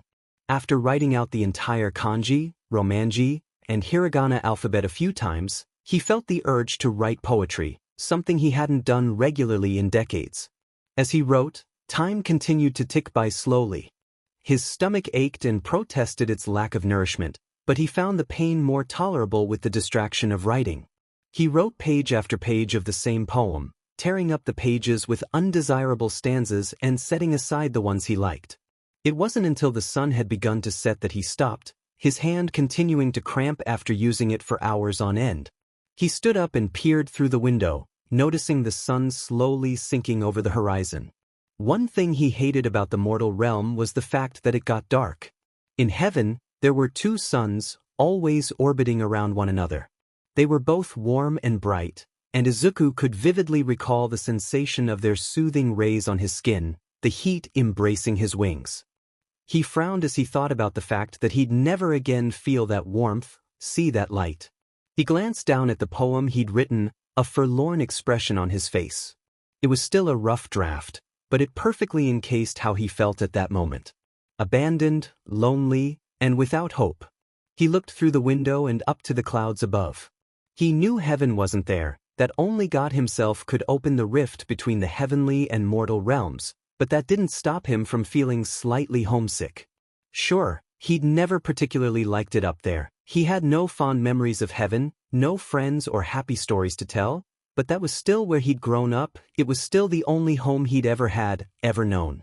He may not have been happy, but heaven was familiar ground. Of earth, he knew nothing. He'd been thrown into a completely foreign realm, and he felt bitter about it. Not to mention the fact that the other angels were likely still celebrating because of his exile. Izuku's eyes began to sting as tears gathered at their corners. He quickly wiped at his face, but the tears wouldn't stop. He brought his hands up to his eyes, holding his palms against the streaming current. He bit back a sob as he closed his curtains hurriedly, effectively blocking out the reminder of his old home. "My lord, God up above," Izuku choked out in his native tongue.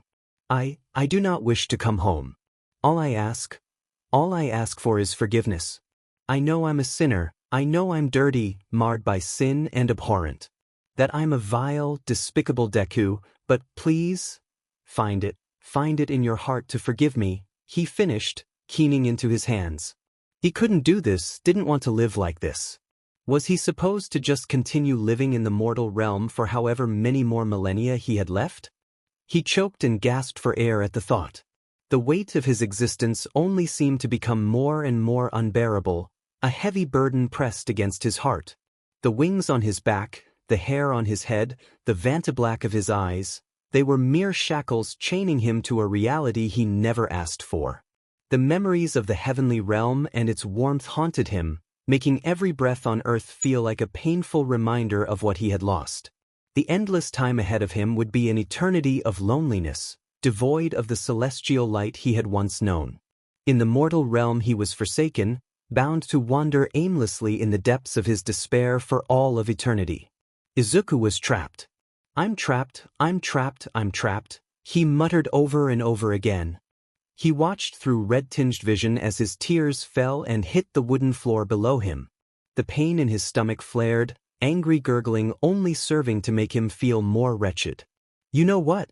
he keened through gasping breaths. "Screw forgiveness." He summoned his abyssal blade, holding the humming instrument between his fingers as he contemplated what he should do with it. This is no way to live, not really, he thought despondently as he continued to keen. He held the blade carefully in his hands. Weapons had always been his specialty. He had 10 that he could summon at any given moment, each one with its own unique ability, an extension of his deadly skill. He'd never gotten to practice in the combat plaza like everyone else, but that didn't stop him from training on his own. He held the blade to his stomach, breath coming out in short pants. Should I do this? Could he do this? He thought about the kind of life he would lead here on Earth.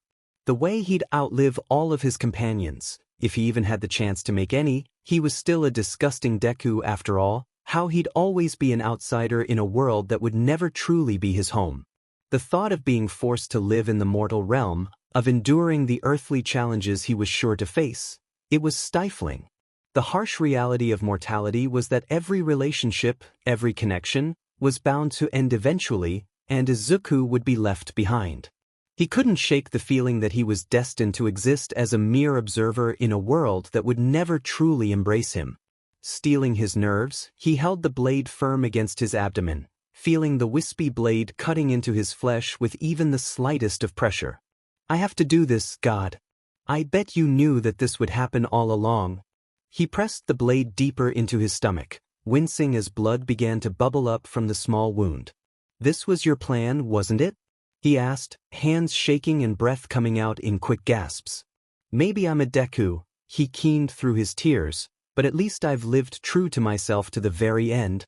Just as he was about to slam the blade into his stomach, hands wrapped around both of his arms and pulled them away from his body. The kid's in there crying again, Shoyuta said bluntly as he plopped down onto the living room couch. He grabbed the remote and turned on the television, perfectly content to sit there and watch a show while Izuku dealt with his emotions in the room just down the hall. Hizashi grimaced, placing the tests he was grading to the side before making his way over to his husband. He does that a lot, Hizashi remarked as he took a seat on the cushion next to Shoyuta. The man refused to speak on the matter as he flipped through channels aimlessly. Should we talk to him about it? Hizashi shot a wary glance at the hallway leading to Izuku's room. He'd heard the kid crying a few times now, but he'd been waiting for Izuku to come to them with what was bothering him. You can, Shoyuta drawled. He could see Hisashi giving him an incredulous look out of the corner of his eye. But he didn't dare meet his gaze head-on. Shoyuta, Hisashi said gravely, unimpressed by his lack of caring. He's not solely my responsibility. You have to help him too. At that, Shoyuta groaned. What do you want me to do? You know I'm no good with all that feeling crap, let alone adolescent feelings. It was a valid excuse. Hisashi had seen Shoyuta try to console upset students before, but he'd always had a hard time. That doesn't mean you shouldn't at least try, he addressed in a stern tone. Shoyuta turned to him, expression unreadable as ever. Hisashi, he began. You're the one who wanted a kid, not me. And don't even get me started on how fucked up the entire situation is. He barely talks, and when he does it's because he's crying. He doesn't eat, and by the sounds coming from his room at night, I'd say he doesn't sleep much either. I mean, he's not even human, for fuck's sake. He's an angel, and a traumatized one to boot.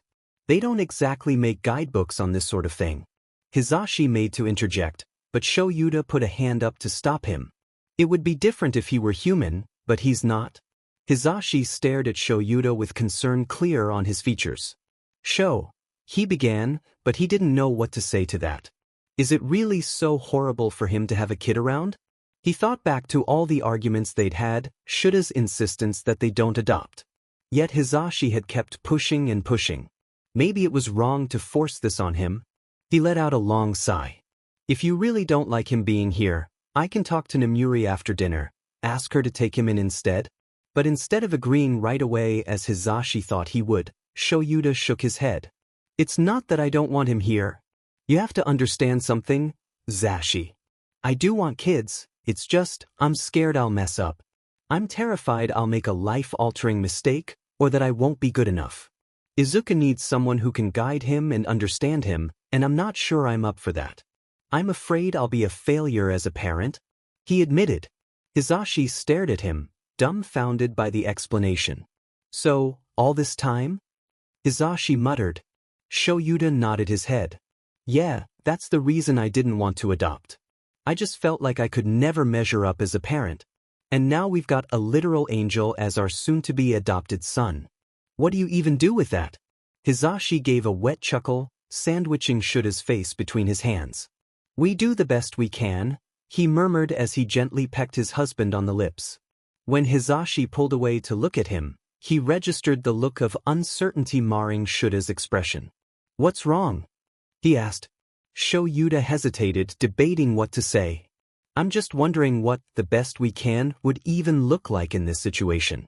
We can't read his mind and he barely talks. How do we help him when we don't even understand what he needs? Hisashi sighed, running his fingers through Shuta's hair. We take it one step at a time. Maybe we don't have all the answers right now, but we'll figure it out, together. We support him, create a safe space, and maybe, just maybe, he'll start opening up to us. Shoyuta leaned into Hisashi's touch, the tension in his shoulders easing slightly. I just don't want to mess this up, Zashi. He's clearly been through enough shit already. Hisashi smiled softly in reassurance. We won't get it right every time, but we'll be there for him. We've got each other, and that's a good start. He gave Shoyuta another gentle kiss before he stood. Now, why don't we go prove that you're not a failure as a parent as you help me comfort our kid? He suggested. Shoyuta gave a fond eye roll and a small huff as he nodded his head. Okay, he acquiesced. Shoyuta followed Hisashi off the couch and the pair approached Izuku's room. They could hear a faint humming coming from behind the closed door and they glanced at one another in confusion. It was Shoyuta who took the lead and knocked on the door gently. Kid? You okay in there? He asked. They could hear him talking in that strange, thousand-voice language, but it didn't sound like a response. He sounded like he was practically choking on the words, small keens layered thick over each vocalization. We're coming in, Hisashi announced before turning the handle and opening the door. The sight that greeted the pair made their stomachs drop. Izuku was standing in the middle of his room, blood smeared along his face and soaking through his shirt where he held a long, shadowy blade to his stomach. Izuku! Hisashi cried out, lunging for the boy and prying his hands away from his stomach. What the hell are you doing? Izuku let out a scream, the same one they'd heard in the hospital a week prior. Fighting the urge to cover his ears, Hisashi pried the weapon away from Izuku, but as soon as he managed to wrestle the blade from Izuku's hands, it vanished. "Izuku," Hisashi said breathlessly now that the frightened screaming had stopped. Izuku looked at his foster father with a panicked expression, unable to formulate words. Instead, he began to sob loudly, crashing to the floor as if his legs had simply stopped working. "I'm sorry," he muttered. I was just feeling hopeless. I don't know what came over me." He keened into his hands. The shock somewhat wearing off, Hisashi crouched down next to him and gently stroked along the small of his back. "Don't apologize, kid. You have nothing to apologize for." Hisashi embraced him in a reassuring hug, trying to show him that he wasn't angry, just afraid for him. Shoyuta, who had been standing in the doorway, made his way over to the pair. He slumped down onto the ground and sat cross-legged in front of Izuku. "Are you okay?" he asked, and Izuku nodded shakily. Hisashi pulled away to look the boy over and registered the blood stain on Izuku's shirt with a frown. He reached out, his hand hovering just over Izuku's lower abdomen. "Can I see?" he asked. Izuku was silent for a moment, but eventually, he nodded once more. Hisashi pulled Izuku's shirt up slightly to assess the small cut. It was bleeding pretty heavily, but it looked to be superficial in the grand scheme of things. "Okay," Hisashi muttered more to himself than anyone else. "We have a first aid kit in the bathroom. I'm going to go grab it so I can clean and dress your wound." He shot to his feet and hurried from the room, leaving Shoyuta alone with the boy. Shoyuta racked his brain for something to say, but like he'd said earlier, he'd never been good at this sort of thing. "That doesn't mean you shouldn't try." At Hisashi's words from before, Shoyuta steeled his nerves. "He just needs to be comforted right now." "I can do that. I know you said you were always alone, in heaven," he began. "But you're not alone anymore, kid. Me, Hisashi, Nemuri, we're all here for you. We'll figure this out, I promise. And I know we got off on a rough start, but you're part of our family now, and we care about you." The gold flecks in Izuku's eyes spun rapidly at his words, and Shoyuta just hoped that meant he was doing a good job. "You don't have to face everything on your own, you know. We'll support you through the tough times, and we'll also celebrate the good ones together. Just, you're not alone in this. We care, and we're here to help you heal." Izuku sat frozen for a moment, and Shoyuta began to wonder if he hadn't shown his sincerity well enough. However, just as an apology began to form on the tip of his tongue, Izuku's wings unfurled in a quick motion and he shot forward to envelop the man in a tight hug. "You don't know how much those words mean to me," Izuku mewed against his chest. Shoyuta could feel Izuku's bloody tears soaking into his shirt, but he couldn't find it within himself to care. Hisashi chose that moment to walk back into the room, shooting Shoyuta a quick thumbs up behind Izuku's back. It was apparent that he'd been listening in on the conversation, but Shoyuta could only give a weak smile as he rested his chin atop Izuku's fluffy black curls. "Turns out the best we is better than we thought." After a long conversation with Izuku about the importance of telling someone if things got bad again, the trio made their way into the living room. "So you've never watched TV? Seriously?" Hisashi asked with an incredulous look on his face. At Izuku's shake of the head, he said, "Man, heaven sounds boring." Izuku gave a small chuckle at that. "It was," he admitted. "But my experience is completely different from everyone else's, so don't quote me on that." Both Hisashi and Shoyuta winced at the bitterness in his tone, but neither of the pair said anything about it. Eager to change the subject, Hisashi picked up the remote and turned on the TV. "So, if you had to watch a show about high school kids in the pre-hero era who use their quirks to become vigilantes, or a retro show about a man who can run super fast and uses his powers to stop crime, which one would you pick?" "Don't go putting ideas in his head," Shoyuta grumbled. Izuku smiled faintly at Shuta's response to the question. "The one about the man who can run super fast sounds pretty cool," he said. "The Flash it is," Hisashi said, pumping his fist. And just like that, the night calmed, and so did Izuku. "He's fine? Are you fucking kidding me right now?" Nemuri scoffed, glaring daggers at the pair across from her. Shoyuta raised an eyebrow at her vehement use of a swear word while Hizashi winced at the tone of voice she'd used to do so. He needs to see a doctor, a therapist, anyone, for what he's going through. He almost killed himself, for fuck's sake. She barked. Keep your voice down, Shoyuta reprimanded forcefully as he glanced to the hallway. Do not tell me to keep my voice down. I'm pissed at you two right now, she hissed. Her eyes narrowed to slits as she asked, and why didn't you think to tell me this sooner? Hizashi hesitated before responding. We were trying to handle it ourselves. We didn't want to burden you or anyone else. Nemuri's anger only intensified at his words. Handle it yourselves? She snapped. He's not just some stray cat you found in the rain. He's a traumatized kid who needs professional help. What the hell were you thinking? What do you want us to do? Get him a therapist who would have to be informed of Izuku's true origins and would be completely out of their depth because he's literally from an entirely different world, Shoyuta countered. Nemuri seemed to calm slightly at the logic behind what he was saying. However, they could still practically feel the rage rolling off of her like angry waves crashing against a rocky shore. Just because finding someone to help him would be difficult doesn't mean you shouldn't at least try, Nemuri shot back, her anger palpable. Shoyuta sighed, shaking his head slightly. Listen, I see where you're coming from, but it would have to be someone we trusted wholeheartedly. Even if they would be out of their depth of field, if we could find someone like that, I'd be willing to consider it. Shoyuta scratched at the back of his head as he spoke. Hizashi perked up suddenly and the pair turned their attention to him. What about Inui? He's a pro-hero, a trusted friend. He's the perfect candidate. Nemuri raised an eyebrow, considering the suggestion. Inui? The Yui guidance counselor? She asked. I did hear that he has a knack for caring for strays. She muttered. Hizashi grinned. That's the one. He might not have dealt with angels before, then again, who has? But he's got a heart of gold. Plus, he's good with handling delicate situations, until he gets angry, of course, then all hope is lost. Ignoring that last bit, Shoyuta nodded. You're right. He's someone we can trust. If he's willing to take on the responsibility, it could be just the solution we're looking for. Nemuri's exasperated expression shifted ever so slightly at the apparent solution. Well, if you think he's up for it, then talk to him. But make sure he understands the situation fully.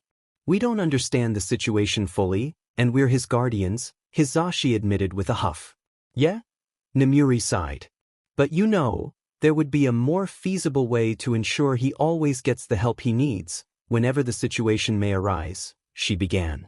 No, Shoyuta grumbled, cutting off the thought before it could gain traction. He knew where she was going with that line of thinking, and he didn't like it. Oh, why not? She protested. Come on, Shoyuta, surely you can see the potential in him. She was not above begging for this. Because I can, and I think, no, I know, that he would make an amazing pro one day. Shoyuta sighed, relenting. Sure, Nemuri. Let's entertain the idea of Izuku entering Yui for a moment. He leaned back in his chair, crossing his arms over his chest. He would join with his multiple overpowered quirks, limited knowledge of current human events, and his peculiar appearance. Thinking along these lines, he'd be at an unfair advantage, he'd struggle in most of his classes, and surely suspicion would inevitably arise due to his unnatural appearance. Nemuri frowned, but she couldn't argue with his logic. Either way, she said, I think we should at least talk to him about it. The kid seems smart enough from what I've seen, I'm sure he'd catch up quickly. She shrugged, leaving the suggestion up for further discussion. I don't think it's a bad idea, Hizashi said quietly from his spot beside Shoyuta. Nemuri nodded in agreement, happy to have someone else on her side in this matter. See? She gloated. But, Hizashi countered and Nemuri fought the urge to roll her eyes. Sho has some good points? He sent an apologetic look in Nemuri's direction and the woman let out a long breath. No matter what we end up doing, I think it would be a good idea to get Inui involved either way. Shoyuta and Hizashi exchanged glances, both content with the decision to involve Hound Dog.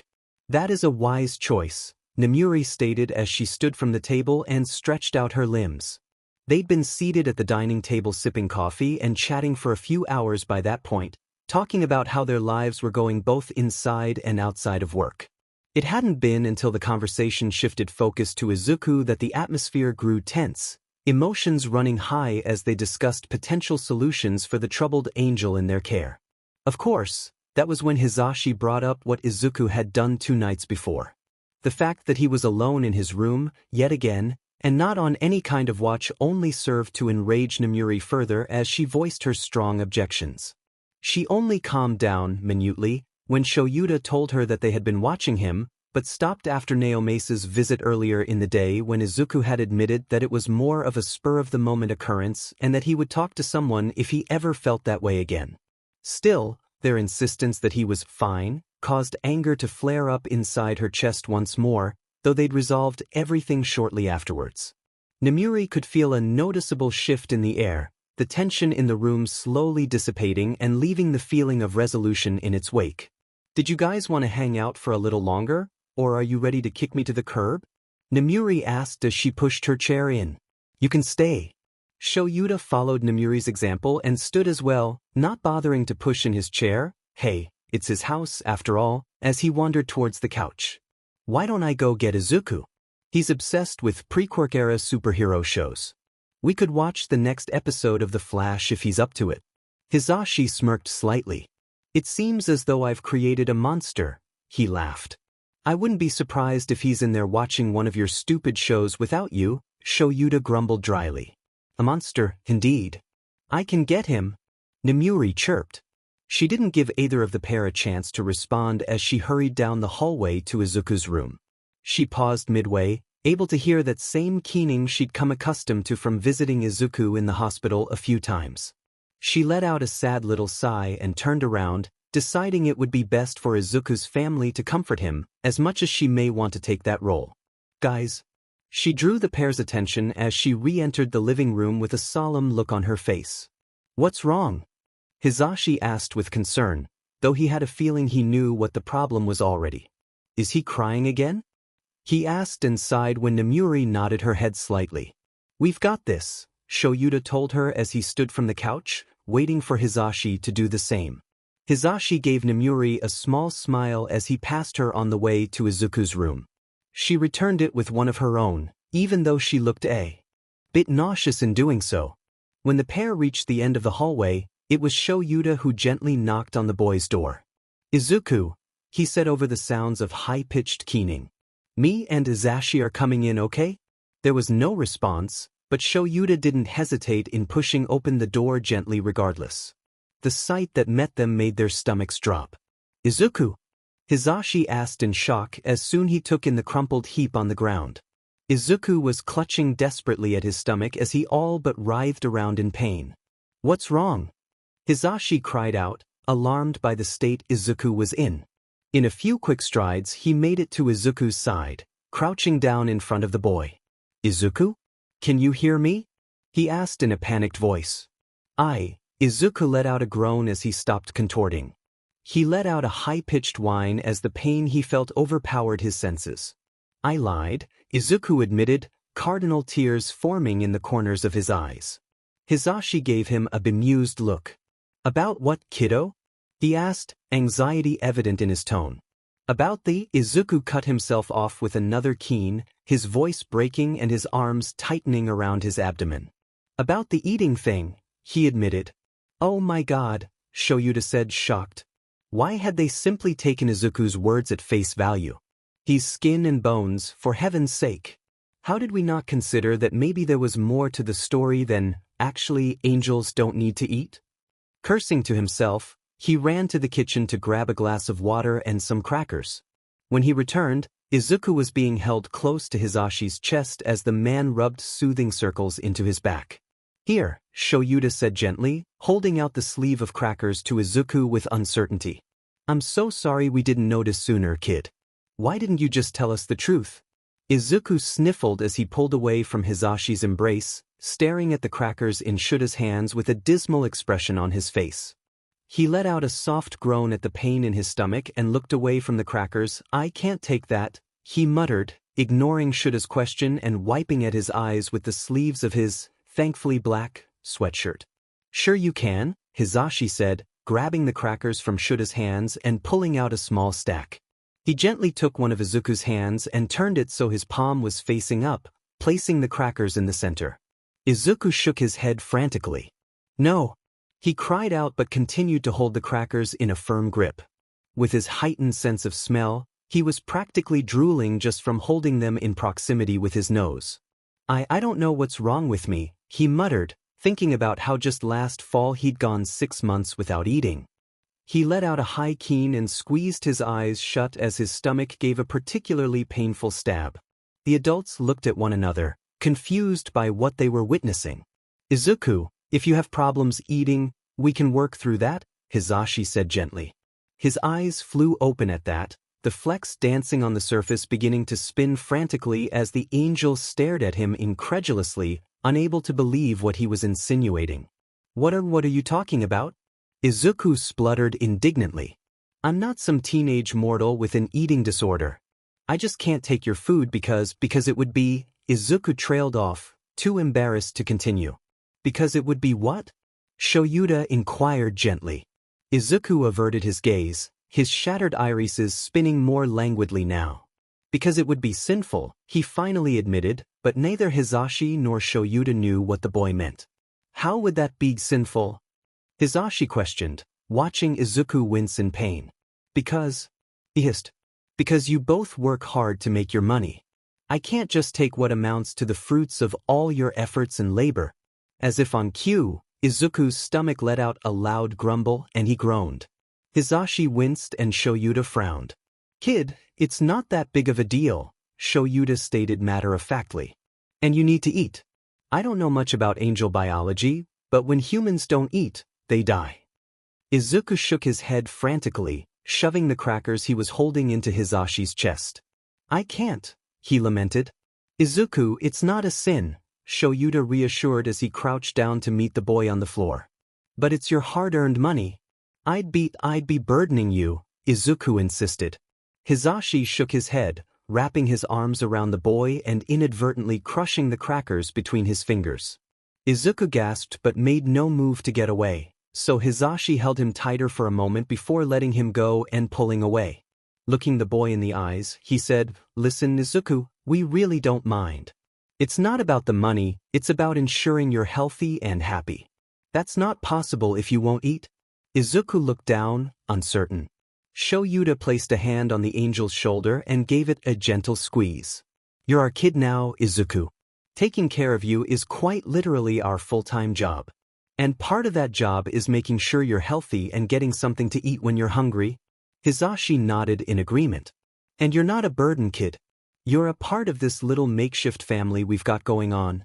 The gold of Izuku's eyes danced brilliantly as red tears streamed down his face. Okay, he muttered, clutching his stomach all the more tightly. Okay? Hisashi echoed. Okay, I'll eat something. And thank God for that, both Hisashi and Shoyuta thought in unison. They watched Izuku pick up a cracker and nibble on the end uncertainly, but after that first bite, he'd all but inhaled the full sleeve, and then a second one. The room filled with a warm atmosphere as they listened to Izuku munch away on the crackers. He was so ravenous the pair wouldn't be shocked if he hadn't eaten in weeks. Little did they know, it had been months. The bell rang throughout the building, signaling the end of the school day. Shoyuta told his class of 10, the only ones who had remained throughout the school year, to pack up and get out, as he had business to attend to. When the classroom was finally empty of students, he made his way into the hallway and toward where he knew Ryo's office was. After walking through the bustling hallways for an indeterminate amount of time, he eventually made it to the room with the label, Guidance Counselor, on a silver plaque beside the door. He waited a few moments for Hisashi and Nemuri to show up, sure that Ryo could smell him and was getting suspicious. He tensed at the thought. When he spotted the pair speeding down the hallway and in his direction, he visibly deflated. This entire situation is nerve-wracking. You guys ready to do this? Nemuri asked as she finally made it to Shuta's side. As ready as I'll ever be, Hisashi muttered, sounding uncertain. There was a good chance Ryo wouldn't believe them, and it wasn't as if they had any substantial proof aside from Izuku himself. Nodding his head in affirmation, Shoyuta rapped on the door 1, 2, 3 times. Come in, A gravelly voice replied from the other side. The trio looked at one another before steeling their nerves and walking into the office. Good evening, Inui. Hizashi smiled cheerfully at the man to mask his nerves. He just hoped Ryo didn't write them all off as lunatics without so much as hearing them out. Hello, Yamada, Kayama, Aizawa. What can I help you with today? He asked. He set the papers he'd been looking at to the side so he could give them his full attention. Didn't miss the nervous expressions on all of their faces, though it was always hard to read shouldas. If you don't know what you're looking for, that is. Has something happened? Is everyone okay? Ryo's eyes narrowed in suspicion as he scented the air for a possible threat he may have missed. No, nothing like that. Nemuri reassured. But there's something we need to talk to you about. Nemuri hesitated. Ryo noted her serious gaze, yet at the same time, her body language displayed a hint of nervousness. Yes? Just what is this about? He wondered. Well, Hizashi began. About a week ago now, a boy with wings crash-landed in our backyard. He scratched at his head, unsure of how to continue. He was taken to the hospital, and while we were there with him, we learned that Nemuri trailed off. Shoyuta let out a long breath through his nostrils. Someone has to come out and say it. The boy turned out to be an angel, and he's now living in Hizashi's and my care. He drawled. Ryo stared at them incredulously. Of all the things he'd been expecting to hear, that was not one of them. Pardon? He stammered. His name is Izuku. He was exiled from heaven and had no place to go, so we took him in, Shoyuta stated. Ryo turned in his desk chair to look at his calendar. No, it's definitely not April Fool's Day. Okay, he blinked. And you're telling me this, why? Nemuri stepped forward, her expression filled with concern. Because he's traumatized, Inui. He has scars all over his body, he barely talks, and barely leaves his room for anything. For fuck's sake, he thought that eating Shoyuta and Hizashi's food was sinful because it was like stealing from them. And of course, the other day he tried to. Shoyuta cleared his throat as he gave Nemuri a moment to compose herself. Hizashi and I walked in on him pressing a blade to his stomach. From what it looked like, if we were even a second later, he may not be alive right now. Shuta's stomach churned at the thought. He shuddered. I almost lost my son before getting the chance to know him. Ryo's expression was unreadable as he glared over his folded hands at the trio. And I'm guessing you want me to counsel this angel? He asked in a subdued voice. That was the plan, yes. We wanted to go to someone we knew we could trust with this secret. I know you wouldn't understand his struggles, but surely you can help in some way, right? Hizashi asked hopefully. I'm not sure that I fully buy this story, but yes, I would be willing to counsel the boy, pro bono, if everything you said was true, of course. The group shared looks of relief, not believing their luck. Just as they thought everything had gone to plan, the door behind them creaked on its hinges as it opened slowly. The group turned toward the source of the noise, shocked to see Principal Nezu himself standing in the doorway. That is a very interesting story, he said. Please do tell me more. After they'd begrudgingly explained everything that had happened in the past week, as if they had a choice in the matter, Nezu hummed in thought. That is a very sad story indeed. He hopped down from Ryo's desk and landed with a small huff on the ground. I feel for the kid even in knowing so little about him, he muttered as if in thought. Nezu began to pace back and forth, considering the situation. Well, it seems you've all found yourselves in quite the predicament, particularly you two. He pointed towards Hizashi and Shoyuta respectively. I can only assume that taking care of an angel is no small feat, especially one with such a troubled past. However, I think I may have a solution that could benefit everyone involved. Nezu paused, looking at the trio with his sharp, intelligent eyes. I propose that if this boy, Izuku, truly is an angel, that he attend Yui. Our institution has a history of nurturing unique talents and providing a supportive environment. Given the endless possibilities of his power and the delicate nature of his situation, I believe Yui could offer him the education and support he needs while ensuring his safety. Shoyuta looked ready to argue, but Nezu put a paw up to silence him. Yui is equipped to handle students with various quirks, and we prioritize the well-being of our students above all else. With our experienced staff team, specialized facilities, and a community that embraces diversity, it may just be the ideal place for Izuku to find the sense of belonging he needs to heal from his past traumas. Nezu's proposal hung in the air, awaiting the response of the boy's guardians. Well, Hisashi trailed off, not knowing what to say. Instead, he turned to Shoyuta, who had his eyes locked on the ground. "Sho?" he murmured. "It isn't a bad idea. Think of all the accommodations he'd have here, all the friends he could make. We can't keep him cooped up at the house forever. He's been alone for far too long." He trailed off, leaving Shoyuta to sigh heavily at his words. He contemplated the offer for a moment before straightening up and giving Nezu a steely gaze. "Fine," he acquiesced. "But only if that's what he wants." Nezu hummed in agreement and rubbed his tiny paws together. "Of course, Aizawa. He will be getting in on my recommendation as well. So no need to worry about tests of any kind." And so it became official. If Izuku agreed to it, in a month he would join Yui. The wheels were in motion. Shoyuta, Hisashi, and Nemuri entered the house wearing matching expressions of concern. They took off their shoes by the door and stalked over to the living room, getting situated on the couches. Shoyuta called out for Izuku once they were all comfortable, his voice echoing through the eerily quiet house. After a moment of silence, the boy wandered out of his room hesitantly, unsettled by the deathly quiet. When he entered the living room, he reached up to his chest as he looked at the trio in question. "What's wrong?" he asked quietly, nervousness filling his voice as he spoke. "Why don't you come and take a seat on the couch for a moment, Izuku?" Hisashi suggested as he gazed at him with apprehension. Izuku's face scrunched up as he wandered towards where they were seated, pondering what this could be about. If the burning emotions he could feel swirling around in his chest were anything to go by, it wouldn't be anything good. However, he noted that Nemuri's feelings of trepidation weren't quite as intense. He took a seat on the couch, looking at them imploringly. "Is everything okay?" he inquired, anxious feelings of his own beginning to wrap around his heart as he looked at each one of them, trying to grasp the severity of the situation. Thoughts began to race through Izuku's mind like a storm. Are they going to get rid of me? Have they finally stopped caring about me? What have I done wrong?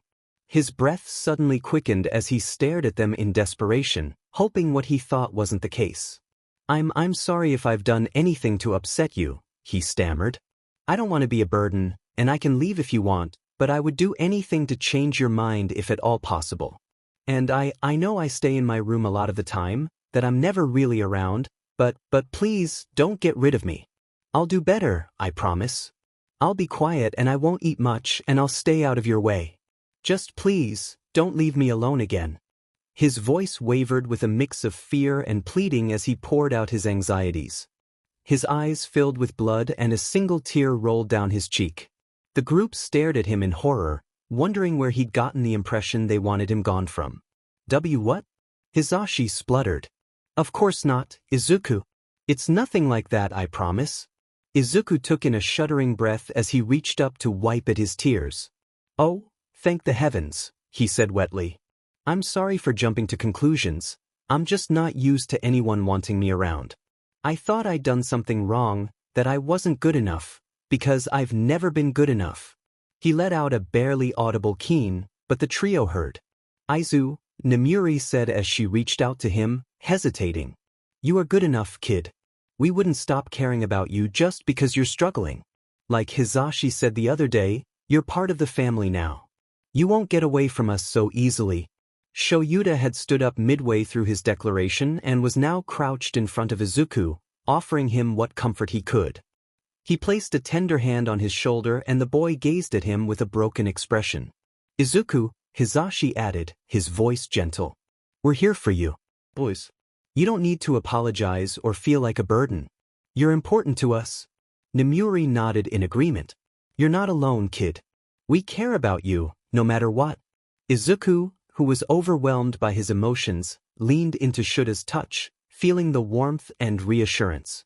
His tears continued to fall, but this time they were more of relief, only slightly tinged with sadness.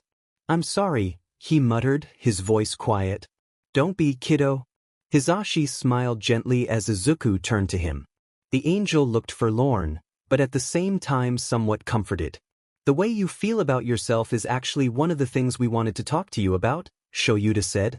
Izuku nodded and looked at him inquisitively, prompting him to continue. There's a man at UE, a trusted friend of ours who works as a counselor. We discussed your situation with him and asked him to do some sessions with you, to which he agreed. Izuku's eyes widened minutely at the information. A counselor? He questioned, intrigued. Like a therapist? Shoyuta nodded his head, getting up and stalking back to his seat now that Izuku had calmed down. There was still blood smeared along his cheeks, but he was no longer actively crying. Yes, Shoyuta said. They're basically the same thing. Izuku nodded minutely at his words, looking to the ground as uncertainty clouded his expression. I mean, if you guys think it's necessary, I'll do it, he said hesitantly. But I don't really like talking about myself much. That's okay, Hisashi reassured. You can start slow, go at your own pace. We're not asking you to divulge all your past traumas, we just want you to talk a little about how you feel, make sure you're okay. He nudged his shoulder against Izuku's. Think you can do that, champ? Izuku gave a lopsided smile and nodded his head. He wiped away a stray tear from his earlier outburst as he said, If you think that it will be good for me, then of course I will. The adults felt relieved in getting the most important hurdle out of the way, impressed with the trust in them Izuku had displayed. If you guys think it's necessary, if you think it will be good for me? Hisashi glanced at Shoyuta, noticing that even he had a relieved smile on his face. That's great, Hisashi said happily. But there's one other thing, Nemuri faltered with hesitation. Izuku could feel the apprehensiveness they all felt replacing their relief as Nemuri continued. When we talked to the counselor, Hound Dog, we ended up being overheard. Izuku tensed. Did someone bad overhear? He inquired, concern etching his features. Not bad, per se, Nemuri hedged. It's just that some information might have reached the wrong ears. Izuku's expression shifted from concerned to anxious. Who overheard? He whispered nervously. The principal, Nezu, Hisashi stated. And we think he may want you as his exclusive student. He froze at the look on Izuku's face. It was one of nervous dread. But it's not that bad. You may just have extra classes or something similar. I'm not too sure, to be honest. He's never taken a student under his wing before, let alone made a recommendation for one to join the school. He trailed off. Not that bad? Shoyuta thought with a scoff. A child with centuries' worth of knowledge and a sadistic rat that may or may not want to overthrow the government is not a good mix, for anyone's sanity. He gazed at Izuku skeptically. Not that bad, yeah right? Izuku mulled the information over in his head. He wasn't used to so much attention, though by the sour emotions he could feel from the others, he wasn't sure whether or not it was a good thing. So I have to join this school? He asked, his voice laced with uncertainty. You don't have to. Not if you don't want to, Shoyuta said. He looked at Izuku with understanding. Nezu may have his reasons, but the choice is ultimately yours. If you're not comfortable with it, then that's okay. Shuta's gaze held a silent reassurance. He wanted to make sure Izuku knew that his feelings came first. Izuku thought about it for a moment before he said, I mean, I've never had the opportunity to go to school. In heaven, I was shunned and banned from interacting with children my age. I've always wanted to get a proper education, but that could be because I wasn't allowed to in the first place. We always want what we can't have. The mood of the room instantly darkened as they listened to Izuku speak. They still didn't know what Izuku had done or why he was treated so poorly in heaven, but they assumed it had nothing to do with the angel himself. He was too pure, too innocent to do anything deserving of being treated so horribly. They believed that the reasoning lay in Izuku being different, as he had initially stated after waking up in the hospital. Does that mean you want to? Hisashi asked. Izuku nodded his head. I know from what little you've said about Yui that it's a hero school, and I don't exactly know how I feel about that, but yeah, I want to go to school. I want the chance to be normal, even if it's not in heaven. Shoyuta nodded his head, feeling a bit bitter. Well, if that's what you want, then you start next month. Oh, Izuku! You're going to be a hero. Nemuri said as she leaned over and hugged him. Izuku flinched at the contact but gently wrapped his arms around her in return. Yeah, I'm going to be a hero. Nemuri smiled. And even if he doesn't know how to feel about it, he'll make a damn good pro one day. Just like Hisashi and Shoyuta, his fathers. You ready, kiddo? Hisashi asked as they all got out of the car. Nemuri was with them as well, as she carpooled with Shoyuta and Hisashi to work every morning. As ready as I'll ever be, Izuku gulped nervously. Hisashi smiled and ruffled his hair, causing Izuku to scowl. Don't look so mad. Your hair is a mess, anyway. He laughed and pulled his hand away. Me and Hisashi are going to be working in the teacher's lounge. You've got 2 hours before homeroom starts. Shoyuta drawled.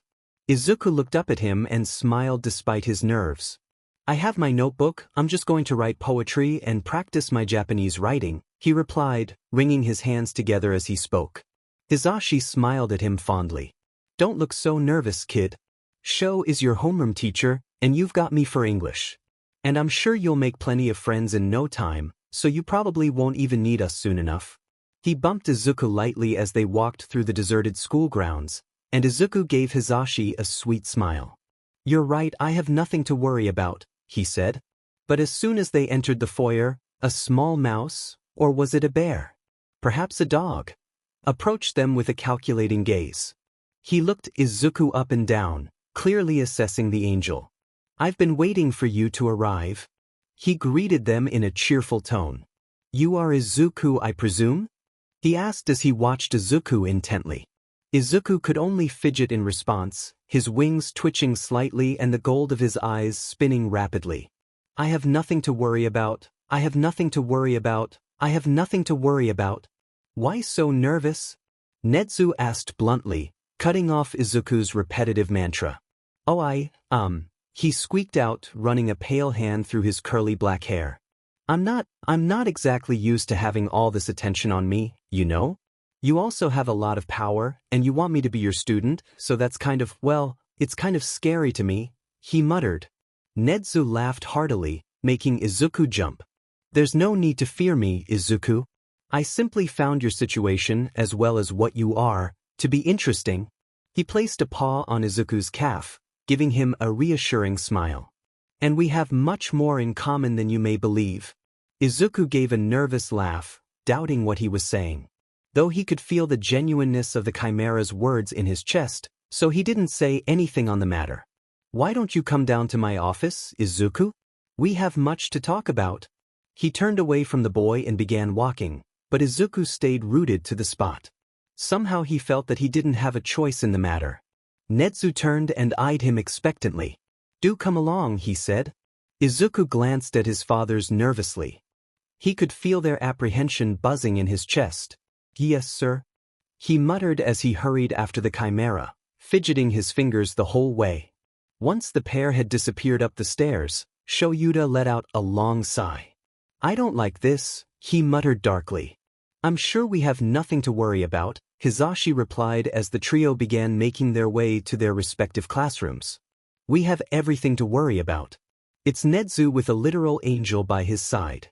I wouldn't be surprised if, by the end of the year, he turns Izuku into some sort of child soldier who lives only to do his bidding. Nemuri chuckled at his words. You really are worried about him, aren't you? She questioned with a fond smile. I'd be worried about anyone whom Nezu decided to take under his wing. He may be a genius, but he's also insane. Nemuri shook her head. He'll be fine, Sho. I genuinely hope so. So, Izuku, we've discussed how you were shunned and treated poorly during your time in heaven, how you were always alone, and how God didn't listen to your prayers. You explained that you were treated like this because you are inherently different from the other angels. You've also told me that you hold far more power than your peers in heaven and that your abilities are much greater. There was a gleam in Nezu's eyes as he said, Care to explain what those differences are, as well as what abilities you hold? Izuku tensed, looking apprehensive. His eyes began to spin languidly as he glanced to the ground in nervousness. Angels are supposed to have white hair, white and gold eyes with no separation in the pupils, and white wings. He paused, looking sad as he muttered, And as you can see, I look completely different. Nezu hummed in sympathy and nodded his head, though he was much more interested in the latter half of his question. And your abilities? He asked. Izuku blanched. That's another part of the differences. For starters, every angel can summon celestial weapons from their feathers, though they have no special properties to them besides functioning in whatever form they take. There's a celestial blade, bow, staff, shurikens, gauntlets, a whip, crossbow, dagger, shield, and spear. None of them have real names besides what forms they take, but I've named mine based on what abilities they have. Nezu's eyes narrowed. Go on, he prompted. Well, there's my abyssal blade, which can cut through anything. It severs the connection between atoms. Then there's my singularity bow, which can create black holes upon contact, even if caught. My ephemeral staff can control the time of living creatures in a controlled area. My cosmic shurikens can open rifts in reality and disorient my opponents as it shows them their worst, most deeply rooted fears, even if they aren't aware of them. My nebula gauntlets, which absorbs cosmic energy and releases it in controlled blasts upon contact. My void whip, which is a flexible tendril of void energy that can be used to trip, disarm, or strike my opponents. It also induces a temporary feeling of weightlessness, which can disorient my enemy as well. Then there's my stellar crossbow, a weapon imbued with the power of the stars, which angels are born from, and explodes in bursts upon contact. I've never used it on another living being though, because it not only causes physical damage, but spiritual damage as well. I have my quantum dagger, which can phase through solid matter at will. My temporal shield, which temporarily slows down any non-living object coming in my direction, and lastly, there's my eclipse spear, which when slammed into the ground causes a great area of darkness that only I can see through, and that causes others to experience a disconnection from their surroundings. He paused, waiting for Nezu's reaction. The chimera looked at him, a grin stretching across his face. Those all sound very powerful, Izuku. Is that all? Or is there more? He asked, his eyes glinting. Izuku hesitated. He was reluctant to share more, but there was a sense of trust building in the conversation. After a moment of silence had passed between the pair, he decided to reveal a bit more about his abilities, cautiously selecting the information to share. I can manipulate space and time, even without my staff or shield, but doing it without my weapons gives me a headache. I can also do this thing I call void walking, where I travel through a vast black space from one spot to the next in a short period. The only drawback is that I have to go to the place I want to void walk to. I'm also able to, I believe humans call it, astral project. I can separate my spiritual form from my physical body. This also works on others. Then there's my ability to manipulate gravity in a short distance. I can shape reality to my will, but the results are unpredictable at best, so I don't use it too often. The last ability I have is to make my form intangible. Those are the big ones, anyway. The rest are fairly useless, like being able to silence people at will, or make people tell the truth. He finished. Nezu was looking at him incredulously, unable to believe such a small vessel could hold so much power. That is truly incredible, Izuku. I wish to see these abilities in person sometime soon. He picked up his tea and took a contemplative sip, eyeing the boy thoughtfully. And you said that the other angels are not capable of such feats? Izuku shook his head. They can control the feathers of their wings, much like the hero, what was his name? He trailed off. Hawks. Nezu supplied helpfully. Izuku nodded. Yeah, I actually wouldn't be surprised if he had an angelic heritage. After all, I'm not the first angel to be exiled to Earth. Nezu grinned, his little nose twitching. No, but you must certainly be the first of your caliber. Why heaven was so indifferent in seeing you depart is a mystery to me. You have quite a reservoir of potential, Izuku. Nezu hopped down from his chair and made his way over to the boy. But, moving along, there is one thing that has been bothering me about what I was told of you. He gazed up at Izuku with his beady eyes, frowning. Izuku gulped. What is it? He asked. Nezu pondered how to put this gently, as surely it was a sore spot for the boy. I have been informed that you have scars, which are quite extensive. His expression was soft as he watched Izuku glance away. May I ask what they are from? Izuku's expression darkened, the specks in his eyes spinning rapidly. No, you may not, he said in a quiet, icy voice. Are we done here?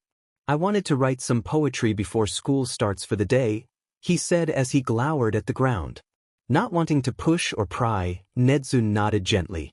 You may go, Izuku, if that is what you wish to do. I am in no way forcing you to be here, Nezu stated.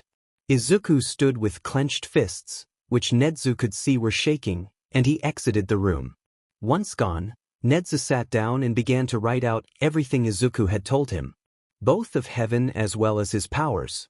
However, he couldn't get his mind off of the look on Izuku's face, the way he had shaken, or the implication that whatever had happened to him, been done to him, was deeply, horribly wrong. There's a story there, Nezu thought. And I will find out what it is. Izuku had been writing in his notebook for half an hour when someone entered the room. He glanced up to see a boy with blue hair and glasses looking at him with a shocked expression. Izuku could feel the mix of surprise and curiosity buzzing in his chest, but he couldn't tell if it was because of his appearance or something else. Good morning, fellow classmate. It is good to see someone who is so diligent in being prepared for class. I had assumed I'd be the earliest one. He laughed while chopping his arms almost robotically. Izuku gave him a stunned expression. Oh no, actually our homeroom teacher is my guardian, so I had to come in early with him, he said slowly, gauging the boy's reaction. Ah, that makes sense then, he said, walking up to where Izuku was seated. He stretched out his arm and Izuku stared at it, unsure of what the gesture meant. My name is Ida Tenya. It is nice to meet you. He smiled, still holding out his hand for Izuku to shake. Izuku hesitated on what to do and took his outstretched hand, hoping he was doing the right thing.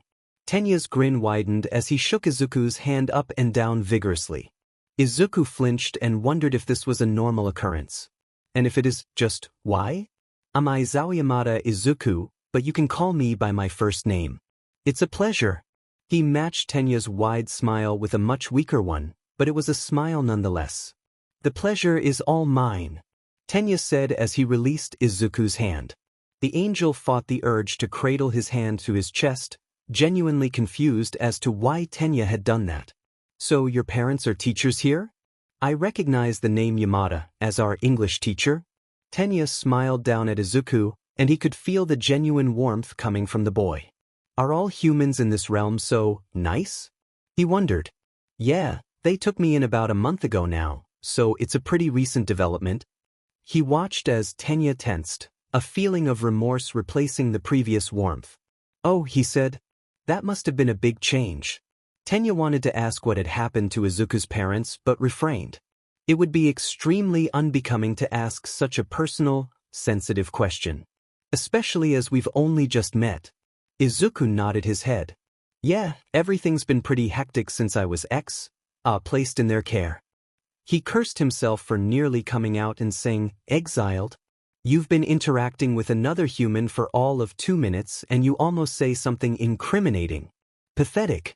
He cringed at the thought. I can only imagine, Tenya said solemnly. He sensed the boy's unease at the topic of conversation and searched for a way to change the subject. He studied Izuku for a moment before shifting his gaze to the notebook sitting on the desk in front of him, its pages filled with scribbled-out words and methodical sentences. Your dedication to your studies is quite evident, Tenya remarked, his eyes scanning the chaotic contents of Izuku's notebook. Izuku's face heated up as he hid the page, not wanting the boy to see he was embarrassingly writing poetry. Yeah, he spluttered. Tenya smiled at him, not understanding the situation but finding Izuku's actions comedic nonetheless. If you ever need assistance in catching up on class material or if you have any questions, feel free to ask me. I am here to help my classmates excel academically, he offered, sincerity evident in his tone. Izuku managed a small smile, appreciating the gesture. Thank you, Ida. I might take you up on that offer sometime. As the conversation continued, Tenya shared information about the various activities and events at UI. He mentioned the rigorous training, the practical exams, and the upcoming sports festival that the entire school eagerly anticipated every year. Izuku listened attentively, absorbing the details as Tenya continued on. Despite his initial nervousness about coming here, Tenya's friendly demeanor and willingness to help put him at ease. The way Tenya talked to him, like he was a normal person, not something to be hated or scorned, made Izuku feel a sense of belonging. It was something he hadn't felt before. After talking for a while, the door to the classroom slammed open, causing Izuku to jump and look toward the source of the noise in fear. But instead of a threat, it was just a boy. He had blonde spiky hair and wore a deep frown as he glanced at the pair, who had stopped talking to look his way. "The fuck you looking at?" he asked with a scowl, his tone filled with irritation. "You shouldn't swear. Also, you are being extremely rude right now," Tenya exclaimed while chopping his arms wildly. "Yes so? What's your point for eyes?"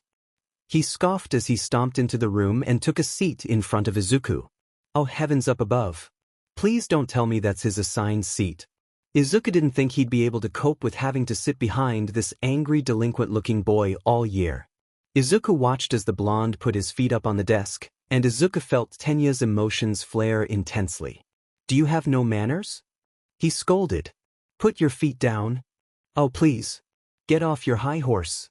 You ain't a teacher, so don't tell me what to do, you fucking extra," he retorted with an exaggerated eye roll. "Excuse me, were you raised in a barn?" Tenya's arms began chopping up and down more violently, but the boy he was addressing didn't seem to care in the slightest. It seemed as though Izuku had gotten a harsh slap in the face from reality. "No, all humans are not kind." He looked away from the argument nervously. He didn't have it in him to help his new classmate. Was it too soon to call him a friend? So instead he watched the clock, anxiously waiting for the next 30 minutes to pass. Class can't start soon enough, he thought. He just hoped that the appearance of a teacher and the distraction of lessons would be enough to shift the boy's attitude. Eventually, other students began to pour into the classroom, and Tenya had, begrudgingly, left the blonde boy alone. Izuku would be lying if he said the boy didn't scare him. Then again, so do a lot of things in the mortal realm, he thought with a sigh. "Oh my god!" someone yelled, startling Izuku with both their volume and casual use of his lord's name. He looked around for the source of the noise, noticing a brunette with pink cheeks bounding up to him. "Hi," she cooed. Hi," Izuku replied, unsure of why she felt so excited. "You look so cool," she said cheerfully, leaning over his desk to peer into his gold and vantablack eyes. He shifted his gaze away from her, unsure of what to say to that. She reached out and hovered a hand by one of his large black and gold wings, hesitating before she asked, "Can I touch them?" Izuku was taken aback by her enthusiasm, genuinely surprised that she was so captivated by the way he looked. "Sure," he said nervously, his wings twitching slightly before spreading out so she had better access to them. She ran a hand along the spine of his wings, her touch gentle and tender.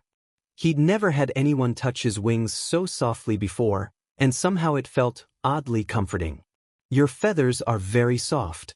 She touched his other wing and Izuku shuddered. His wings were sensitive, okay? "I love them," she exclaimed, her eyes sparkling with admiration. At the words, Izuku's eyes stung. She loves them?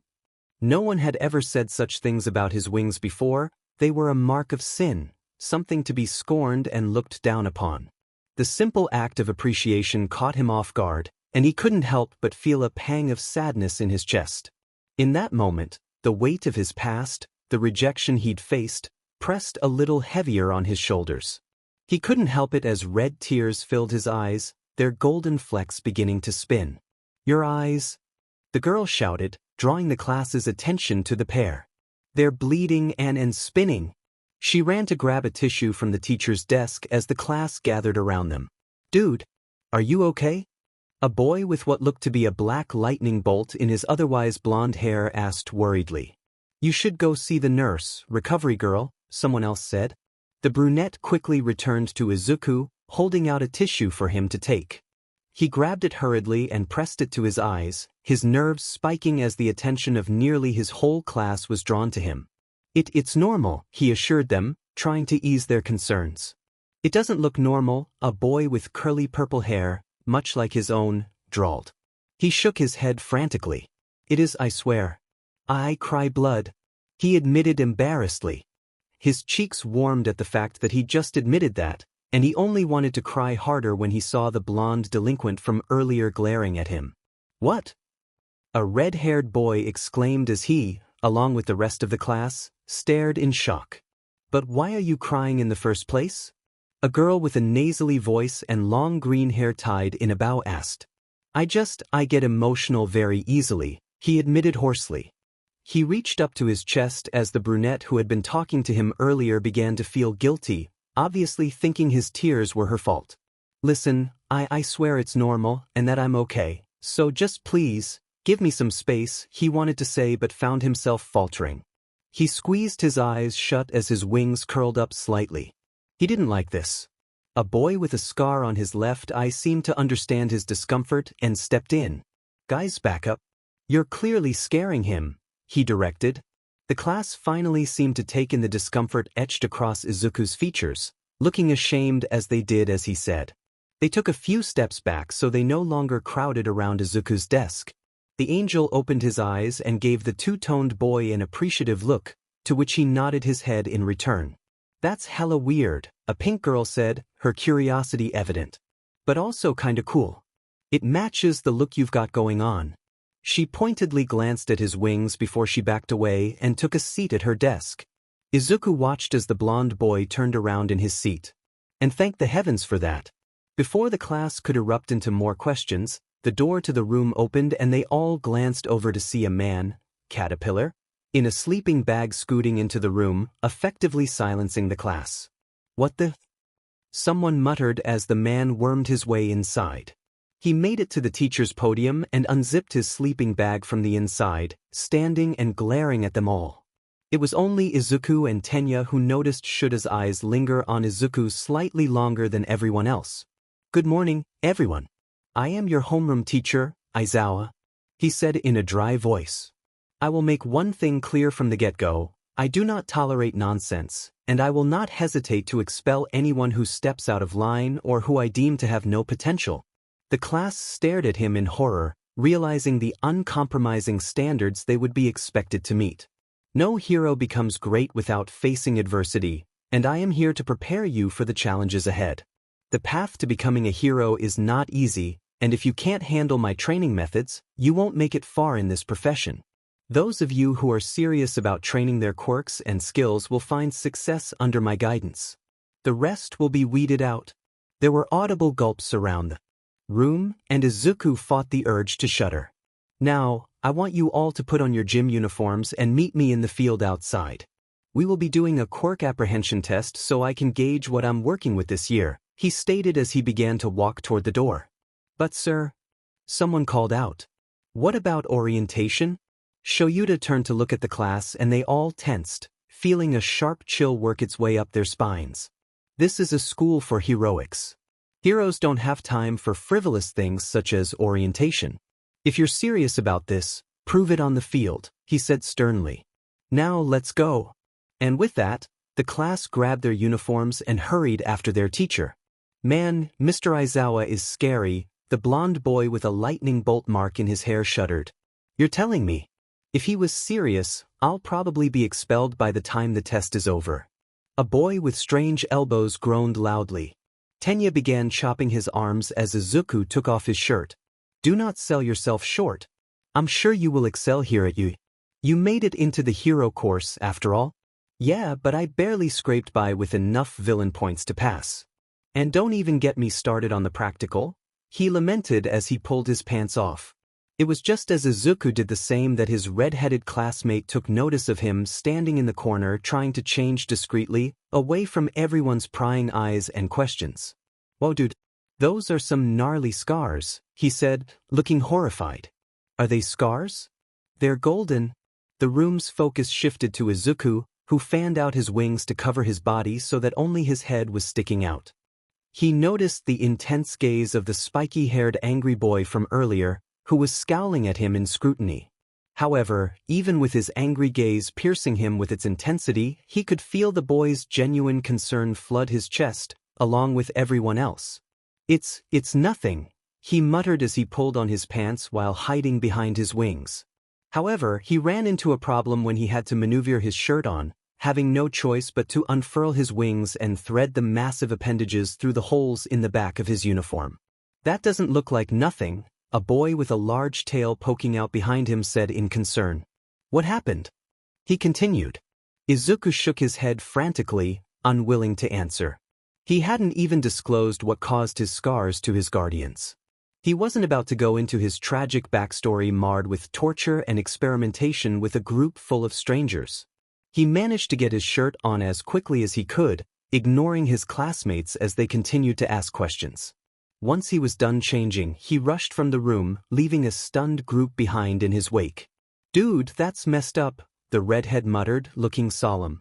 I wonder what happened. They looked pretty bad, the boy with weird elbows added.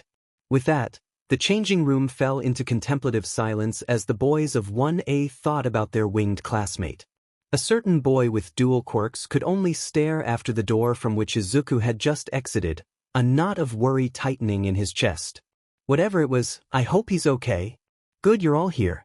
We can finally begin, Shoyuta drawled as he glared at the class assessingly.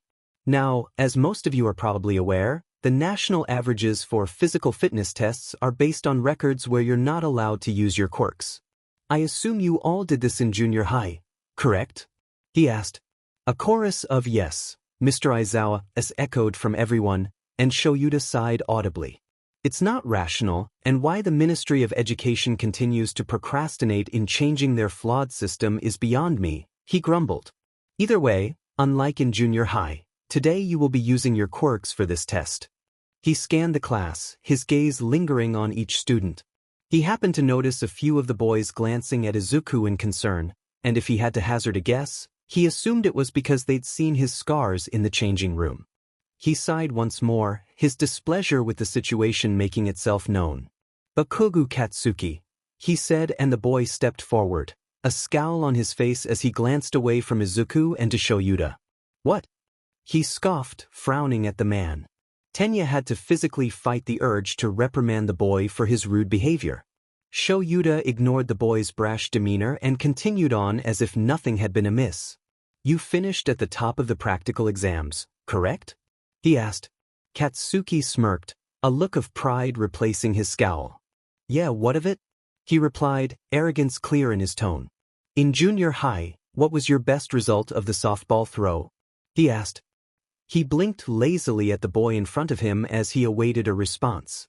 67 meters, he replied, looking to the softball in the man's hand. Do I get to fuck some shit up with my quirk? He wondered. Hell yeah. Shoyuta threw him the ball and he caught it with ease, turning it over in his hand.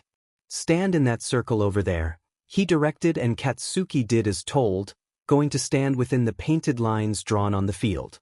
Use your quirk to throw the ball as far as possible. You can do whatever you want as long as you stay within the circle. A wicked grin split across Katsuki's face. He pulled the arm holding the ball back menacingly and readied an explosion. Die! He yelled as he launched it into the air with a blast from his hand. The ball sailed through the air, disappearing from their sight as Katsuki turned to Shoyuta with a smirk on his face. Meanwhile, the class looked on in stunned silence. Die! One of the girls muttered in horror.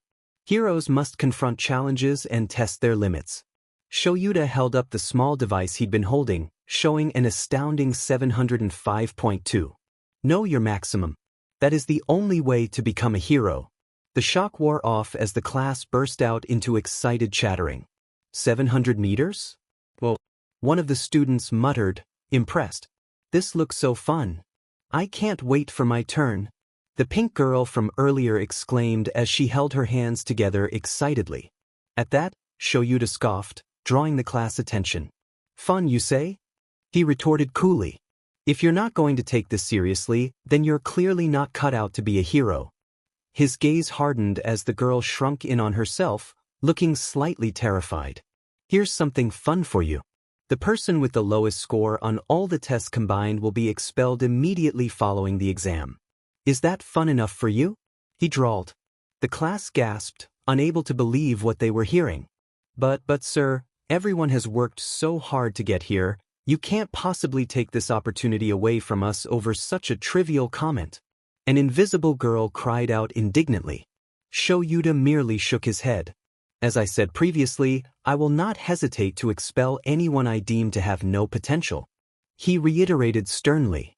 If you have a problem with my teaching methods, you can pack your things and leave by your own volition. But there is nothing more to be said, Hagakure, Shoyuta stated flatly. If you're done complaining, we will begin with the 50-meter dash. And with that, the class fell into a tense silence as they prepared to start their tests. Izuku could feel a myriad of emotions coming from his peers: determination, fear, hopelessness. He glanced to the purple-haired teen worriedly, noting that his feelings were the strongest. There was only one thing he could do. Surely Shoyuta wouldn't expel his own foster son, especially with the principal having shown a fondness for him and being in his favor. Then again, today I've come to witness a completely different version of the man I thought I knew. Even so, his eyes showed with determination as his features set in resolve. That's right, I will fail every test. Hey, Izuku said, approaching the purple-haired teen as he stretched in preparation for his run. The boy stood up from his bent-legged position and glanced at Izuku apprehensively, not understanding what reason he could have for talking to him. If he knew my quirk, he wouldn't be so willing, he thought with a bitter taste on his tongue. What do you want? He asked warily. He gave Izuku a once-over, assessing him coldly. A skeptical expression crossed his face as he arched an eyebrow expectantly. He felt a bit bad for acting rudely, especially knowing the boy had baggage of his own to deal with. However, what he'd seen in the changing room, while concerning, didn't mean he was going to treat the boy any differently. Izuku gave him a small, sheepish smile and reached out his hand in the gesture he'd learned that morning. My name is Izuku. It's nice to meet you. The purple-haired boy looked tentatively at his outstretched hand, hesitating before he reluctantly shook it. My name is Shinso Hitoshi. He pulled his hand away and took a step back, maintaining a guarded demeanor. You didn't answer my question. The golden flecks in Izuku's eyes started spinning slowly. Hitoshi didn't know what was going on or if he was using his quirk on him, if those wings of his weren't his only quirk to begin with, but the boy eased his concerns as he leaned in close and whispered in a hushed voice, I know you're worried, but don't be. I've got it covered. How does he know I'm afraid of failing? Hitoshi wondered, his mind racing with uncertainty. The golden flecks in Izuku's eyes had stopped spinning, leaving Hitoshi both intrigued and slightly unnerved. He stared at the boy in confusion for a moment, barely having time to ponder what he had said before Izuku turned and walked away from him. As Hitoshi watched Izuku join the group of students, an air of mystery hung around him, leaving Hitoshi to wonder about the extent of his quirk. I guess I'll see for myself when it's his turn to participate. With that thought, he went back to stretching, though he couldn't get the thought of Izuku and his black and gold, spinning eyes out of his head. When Shoyuta called for them to start, he focused his energy on his legs and feet, putting all his effort into spiriting towards the finish line. When he reached the goal and the robot called out his time, 9.7 seconds, he cursed himself for his apparent worthlessness. The other students who had shared his turn, a brunette girl and a red-headed boy, had easily run ahead of him. They'd done better than him and they hadn't even used their quirks. Well, he didn't think they had, anyway. He'd had the thought, the fleeting hope, that Izuku had used his quirk on him so he could perform better in the tests, but apparently he'd been wrong. Fuck. Hitoshi spat in his mind. I'm going to be expelled, and without even having shown an ounce of potential. His mind flashed to the scathing words of his peers, the ridicule meant to demean his dream of becoming a hero. You're applying to the Yui Hero course? One voice laughed. Yui doesn't accept villains, another mocked. Good luck getting in with a quirk like that. His eyes turned downcast as he became lost in thought. They were right, they were all right. Why the hell did I ever think I could become a hero? I'm useless. He turned around and coldly watched as Izuku took the spot he'd previously been in. So he thought. He probably did that on purpose, to give me false hope. He saw how nervous I was and thought, Wouldn't it be fun to mess with this worthless loser? Hitoshi grit his teeth at the notion. There were still 9 other tests. He could do it, he refused to fail. Just as his train of thought began to spiral, he was pulled out of his head by Shoyuta calling for the lineup of students to start their sprint. Izuku could feel the entire class's emotions shift while they watched on in confusion and bafflement as, while both the frog girl and the boy with engines in his calves gave it their all in speeding towards the finish line, Izuku walked at a languid pace toward the end, glaring at their teacher the entire time. Shuta's features morphed into a shocked expression, instantly realizing what Izuku's plan was. This brat. He knows I won't kick him out, so he's going to take last place. He thought, slightly irritated, though he couldn't help the feeling of a fond smile wanting to stretch his lips. Of course he'd do that. He shook his head in amusement, careful to keep his expression neutral. Izuku, do you want to try that again? Shoyuta drawled with fake exasperation once the robot called out his time. Izuku gave him an icy scowl and shook his head. No, Mr. Aizawa. I think I did just fine as is. The class watched the exchange in tense silence, not understanding what was going on. Shoyuta sighed. All right, fine, he muttered. He was about to call up the next set of students when the PA system crackled to life. Nezu's voice could be heard calling for the teachers to make their way to the gym, where orientation was taking place, stating there was an emergency Quirk use situation.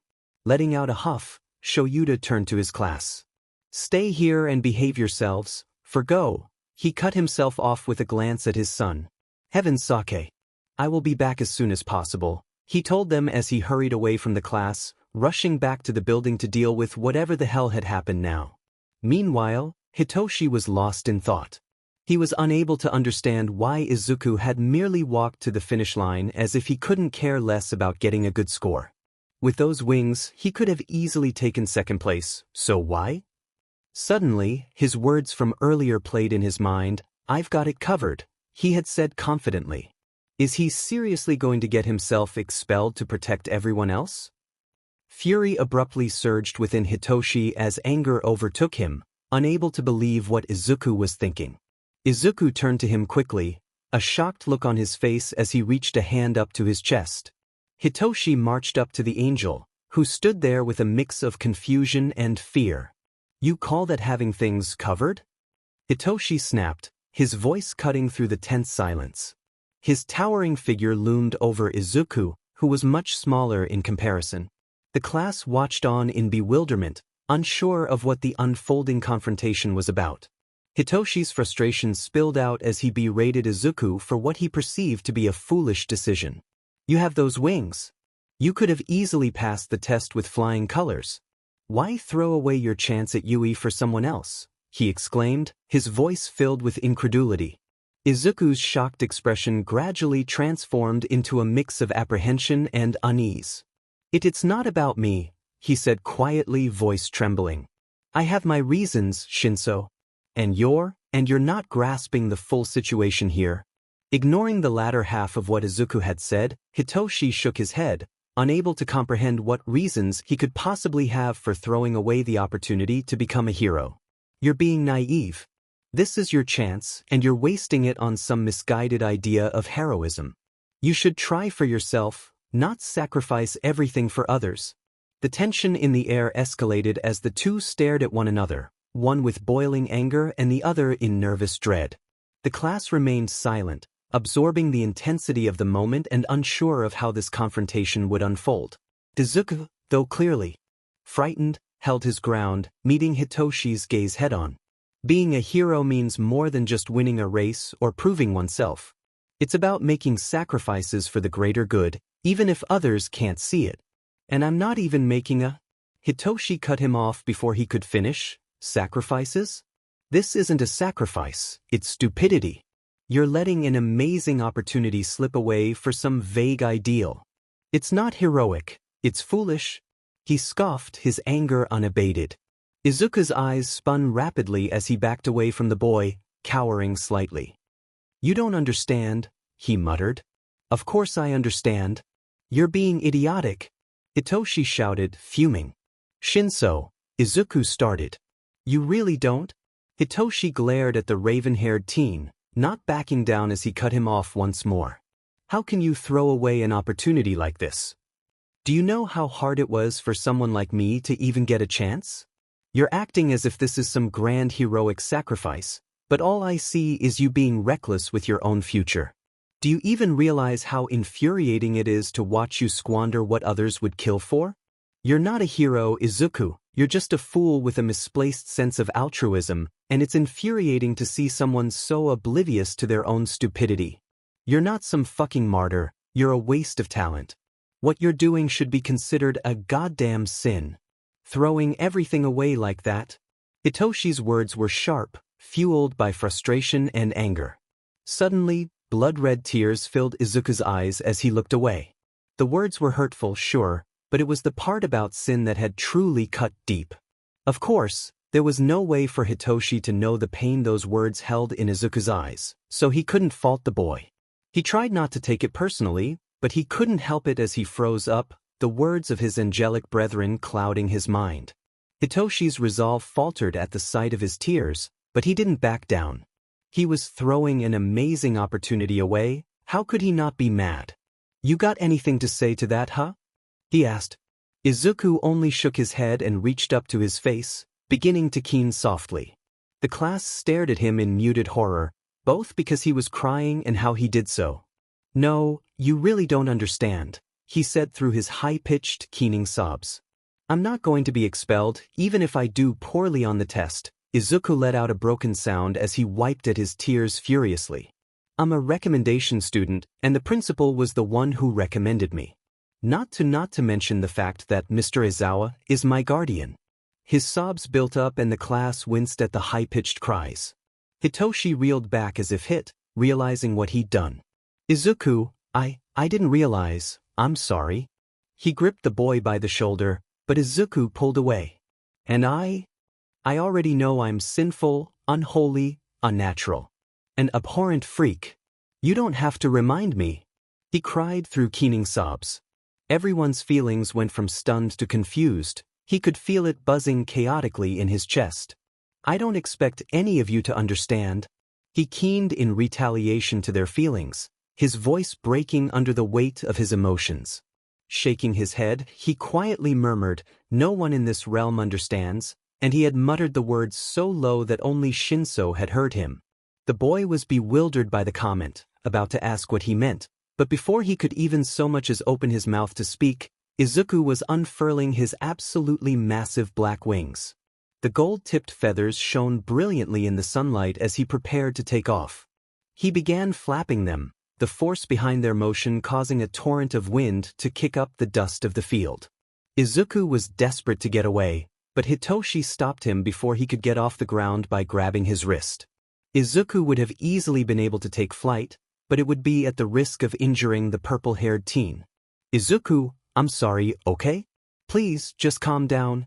Izuku let out a few breathy gasps, but his wings curled behind him as he fell to the ground uselessly. Hitoshi fell with him, making sure to hold on to him on the way down.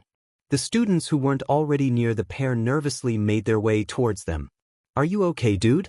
The electric blonde asked. We, haven't really been properly introduced. I'm Kaminari Denki. He sat down on the ground beside the boy, immediately able to tell he must have some sort of deeply rooted trauma. All the boys who had seen Izuku in the locker room could. I'm Kirishima Iger.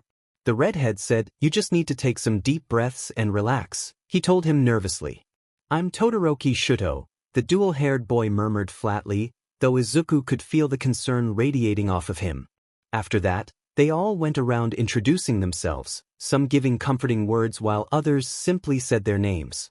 Eventually, everyone in the class had said something, all but one particular spiky-haired blonde. The class stared at him expectantly. He glared at the boy with furrowed brows. The name's Bakugu Katsuki, but you already knew that, he grumbled, referring to earlier when their teacher had specifically called on him for the softball throw. Don't cry, you shithead.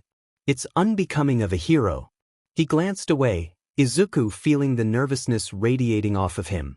He sniffled a few times near silently as Tenya began to rant about this being no time for insults. Can't you see he's upset? Ochako glowered after Tenya had finished his rant. What the fuck ever, glasses, round cheeks, he scoffed. Izuku glanced up at them, nervousness written across his face. I'm sorry, he managed to get out through choppy breaths. Like I said earlier, I get worked up easily. The class frowned at him, a tense silence hanging in the air. It was Shuto who broke the somber atmosphere as he said, "It's okay, Izuku. We all go through hard times. Getting over life's hurdles and learning along the way is what truly matters. Please, don't apologize for something that wasn't your fault." Hitoshi flinched at his words, knowing exactly whose fault it was. "I really am sorry, Izuku. You have every right to be mad at me. You were right earlier. I didn't understand the situation, and even though you tried explaining it to me, I just continued to rant in your face." He paused, looking solemn. "I'm so sorry," he muttered remorsefully. Izuku shook his head, looking at him as his eyes spun languidly. "It's okay. It's not your fault I can't handle the truth, I'm just a bit of a baby," he chuckled wetly, eyes beginning to fill with red tears again. "Lighten the fuck up," Katsuki scoffed. "Stop pitying yourself and do something about it to change. You're only a pussy if you think you're a pussy." Izuku stared up at him with wide eyes. His words were harsh, but the feelings swirling in Izuku's chest told him that this was his way of offering comfort. "But Kugu!" Ida barked as he chopped his arms frantically. "How dare you?" But before he could continue, Izuku cut him off. "It's okay, Ida. I am what I believe myself to be. And if I can't learn to grow past that, I'll never change," he mumbled. "Thank you, Kaken." Katsuki spluttered at the nickname. "What did you call me, shitnerd?" "Kaken," he repeated. Katsuki looked pissed beyond belief as explosions popped in the palms of his hands. "Don't call me that cutesy fucking nickname, I'll kill you," he shouted in exasperation. Izuku only smiled as he looked around at his classmates. "Maybe the mortal realm isn't all that bad," he remarked in his head with a small smile on his face. "Threaten me all you want, Kaken. I know your words are empty." And with that, the class fell into laughter as the blonde boy began fuming in frustration. The class continued on with their quirk apprehension test when Shoyuta got back, though they'd had to cut 2 exercises from the regime as they were short on time. When they were finally done, the class gathered around the screen showing their test results, and Hitoshi let out a relieved sigh as he noticed he was number 19, ranking just above Izuku. "I'm disappointed in you, Izuku," Shoyuta said as the class turned around to face him. "You're lucky you're the principal's recommendation student, or I would have expelled you for not only disrespecting my teaching but also undermining the integrity of the quirk apprehension test." Izuku gave a pointed look his father's way. "They know," he told him fondly, holding back a smile to not anger Shoyuta further. "And my point still stands," he insisted. But Izuku could tell he was lying from the feeling of, slightly annoyed, amusement he sensed coming from him. Shoyuta shook his head and looked away from his son. "You may all get changed and head to your next class. This concludes your opening ceremony." He then turned and stalked back in the direction of the school, leaving the students to disperse with a sense of tension hanging in the air. As the girls walked toward the changing rooms, Ochako spoke up wistfully. "I'm kind of disappointed that boy, Izuku, didn't use his quirk. I was super excited to see what he could do," she remarked. "How do you know his wings aren't his only quirk?" Kyoka asked, raising an eyebrow in curiosity. "Yeah, he could be like me," Mina exclaimed excitedly, forming a small pool of acid in the palm of her hands. It overflowed slightly and some dripped to the ground goopily. Momo cringed and shook her head. "I would assume that he's got another aspect to his quirk, after all, he is the principal's only ever recommendation student." "Wait only?" Tsuyu croaked, her throat sounding raspier than usual, as if she found the information surprising. They reached the locker rooms, the group slightly ahead of the cluster of boys behind them. They began taking off their clothes hurriedly, looking forward to getting to their next class. As a recommendation student myself, I found it intriguing that the principal was recommending his own student, and so late after the original period to recommend students had passed.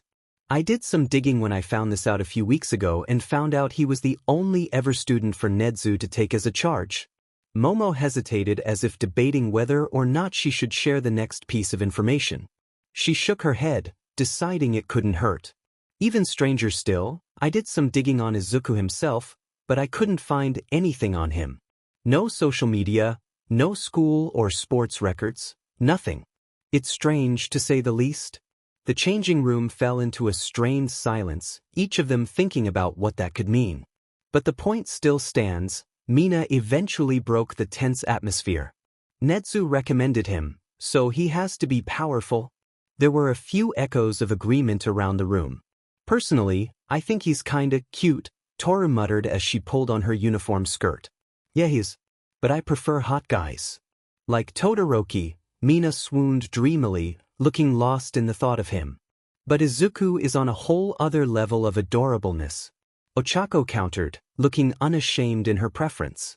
I agree, he is pretty adorable. Though he's a bit too thin for my liking. Tsuyu tilted her head as she thought about who'd stuck out to her the most in the group. I think Bakugu's pretty hot, she said with a finger on her chin. But that attitude of his is something else, Karo. If he could keep his mouth shut, I think I'd like him though. I still like Izuku, Toru huffed before turning to where Kyoka and Momo were changing. What about you, Jairu Yaoyorozu? Who do you two fancy? Blushing sheepishly, Kyoka turned her head. Actually, I like girls. She admitted a little bashfully. And I don't really like any of the boys. Not yet, at least. Momo chuckled hoarsely, forcing her gaze to stay locked onto where she thought Toru's eyes might be and not at Kyoka, the one who had actually stuck out to her. Oh, what a letdown, Toru pouted. Not that any of them could see it. By that point, both she and Kyoka had finished changing, so they began to make their way through the door. Is there a girl you fancy, at least? She asked her, wrapping an arm around her shoulders as the two walked. Kyoka's face went red as Momo's long, silky black hair pulled back into a high ponytail and intelligent ebony eyes flashed in her mind's eye. And no one, she laughed it off. Toru pretended to buy it, shaking her head. I'm sure you'll find someone by the end of the school year. She told her. Kyoka shook her head sadly. As if she thought, hey, I'm serious. You're pretty cute, you know. I wouldn't be surprised if there were a lineup of girls and boys who wanted to get with you. Kyoka smiled a bit sadly, appreciating her words as empty as they were. Yeah, she chuckled. But there was only one girl she'd set her sights on. I barely know her. God, I have to stop doing this. Little did she know, as the very girl she was thinking about walked behind her, she was thinking the same thing. Aizu. Namuri hollered when she spotted the boy with her two best friends in the parking lot. The school day had just finished for the teachers and they were making their way to the cars to head home. Izuku turned to Namuri, his face lighting up at the sight of her. Hello, Kiyama, he smiled bashfully as she approached. He would never get used to seeing her in her hero costume. It was way too revealing for his liking. He knew that she had to wear it for her Quirk's convenience, but it was still awkward to have to look at her in such a scandalous outfit every day. How many times have I told you, Aizu? It's Namuri, she scolded lightly as she ruffled his hair with gentle fingers. Izuku gave a sheepish huff and pretended to pout. You know it's awkward for me, he responded as she pulled her hand away. She bent over so she was at eye level with him and put her hands on her hips while they walked. It's Nemuri, she said, spelling her name out with emphasis. Izuku's face turned red due to the proximity in which she was leaning. He wasn't used to being so close to anyone because of his time spent in heaven, let alone chesty women, but he managed to squeak out a small, why yes, Nemuri. Nemuri gave a fond laugh and rolled her eyes, watching Izuku glance at his guardians pleadingly. Leave the kid alone, Nem, Shoyuta intervened, his tone dry and unamused. Oh, stop being such a spoilsport, he knows I'm just teasing. They reached Shuta's car and the man unlocked it with the push of a button. Izuku still didn't know how that worked. They each got in the car and took their seats, Izuku and Namuri in the back and Shoyuta and Hizashi up front. So I can call you Kiyama? Izuku asked as Shoyuta backed out of the parking lot and began the short drive home. No, I was serious about that. She grinned and poked his slightly sunken cheek. He batted her hand away in annoyance, unamused by her teasing. Izuku noticed Shoyuta looking at them in the rearview mirror and frowned. Of course he's not going to help me, he groaned internally. The rest of the drive went by similarly, Nemuri relentlessly poking and prodding at Izuku both literally and figuratively while Shoyuta and Hizashi talked quietly in the front seat and ignored his suffering. When they dropped her off at her house, the car was silent. Izuku began thinking about Earth and his exile, as he sometimes did, but lately he couldn't help feeling as though he was better off here than he ever was in heaven. In the month he'd gotten to know the trio, he'd come to somewhat understand them. Shoyuta had come off as harsh at first, not trusting him in the slightest. He hadn't been able to listen with his enhanced hearing to all of what he and Nemuri had talked about in the hallway on his first day in the hospital, as there was a relentless buzzing in his ears from his fall, but he'd been able to catch a few words here and there. Words like villain, cult, and manipulate were thrown around without hesitance. He didn't know what had caused the man to think of him as a villain, but he was eternally grateful to Nemuri for trusting him wholeheartedly from day one. Since then, he'd come to see the man as more of a caring mentor, even if he was a bit of a hard-ass. But Izuku constantly felt a mix of unease and worry emanating from him, as if he were afraid of messing up. Izuku had been wanting to reassure him, as Shoyuta had done many times for Izuku, but found himself unable to form words of comfort. It wasn't that Izuku was hesitant to talk to him. It was more so the fact that he'd been isolated for so long that even stringing together basic sentences was a struggle sometimes, let alone comforting someone. Regardless, Izuku thought of Shoyuta as mysterious, intriguing, and above all, dedicated to his well-being. Hizashi was loud, caring, and kind. He was someone else who had trusted him from the beginning with not a doubt in his mind. Him and Naomasa. He was always there when Izuku needed him, constantly offering him food, even when Izuku was too afraid to ask. It was like he somehow knew. Izuku had been hungrier than he'd ever been in heaven.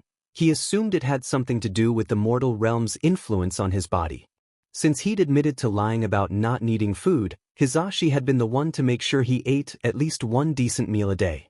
It had been hard at first, as his stomach was small and shrunken from not eating enough in hundreds of years, but Hizashi had helped him by making easy-to-eat meals, like soup or toast. It wasn't easy some days, as Izuku was used to eating only when the feeling got unbearable and he didn't want to take from his caregivers. He'd also come to realize that eating normal mortal amounts, in general, was difficult, as he often felt too full after just a few bites, but Hizashi persisted when he had his rough days, always there to silently encourage him when he needed it. Hizashi would allow him to get away with only eating a meal or two a day, but he always made sure he had at least one. He was compassionate, warm, and supportive, always there to welcome Izuku with open arms if he had a nightmare or was feeling upset. Hizashi and Shoyuta shared similarities, but Nemuri, on the other hand, was a completely different dynamic. She was more like a loving older sister than a caregiver or even an adult in his life. She always pestered him about how he was doing, usually in a teasing way. She loved to annoy him with playful banter, only ruffling his hair or giving him a gentle poke when he'd inevitably get fed up with her antics. She was affectionate, nurturing, and caring. He may get annoyed with her sometimes, but he never stayed mad for long. She was just too endearing to be upset with. As they pulled into the driveway of Shoyuta and Hizashi's house, he couldn't help the small smile that had spread across his face. How could he have ever been upset to be exiled? This was the best thing to ever happen to him. They're my family, and I'll love them for as long as I live. And he was sure they'd do the same. Izuku was writing in his notebook and muttering when a hand slammed down onto his desk. Izuku jumped at the loud sound, the attention of the class immediately being drawn to where he was sitting. He looked up to see Katsuki standing over him, a grim expression on his face. "WhatIf?" Izuku managed to stutter out, feeling intimidated by the blonde boy standing practically over top of him. Katsuki bent down so close that their noses were nearly touching, causing Izuku to bite his bottom lip worriedly and curl in on himself slightly.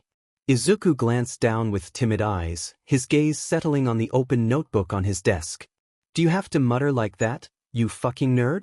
he asked, glaring down at Izuku intently. The raven-haired boy looked up at him nervously. I didn't even realize I was doing it. I'm sorry. It's just an old habit of mine. I've been trying to kick it, but it's almost like second nature to me. Actually, I've been meaning to dash. You're doing it again, Katsuki huffed, rolling his eyes. Izuku flinched at his tone. I'm sorry, Kaken. I just dashed, he tried, but was cut off by Katsuki. Save your sorry excuses, you idiot. Just stop being so fucking annoying, Katsuki hissed before he backed away and sat in his seat again.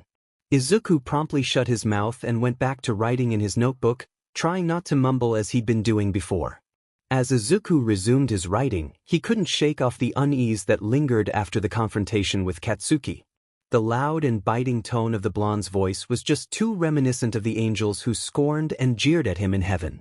His hand trembled slightly as he held the pen, his thoughts scattered as he glanced over at Katsuki, who was now pointedly ignoring him and focused instead on his phone.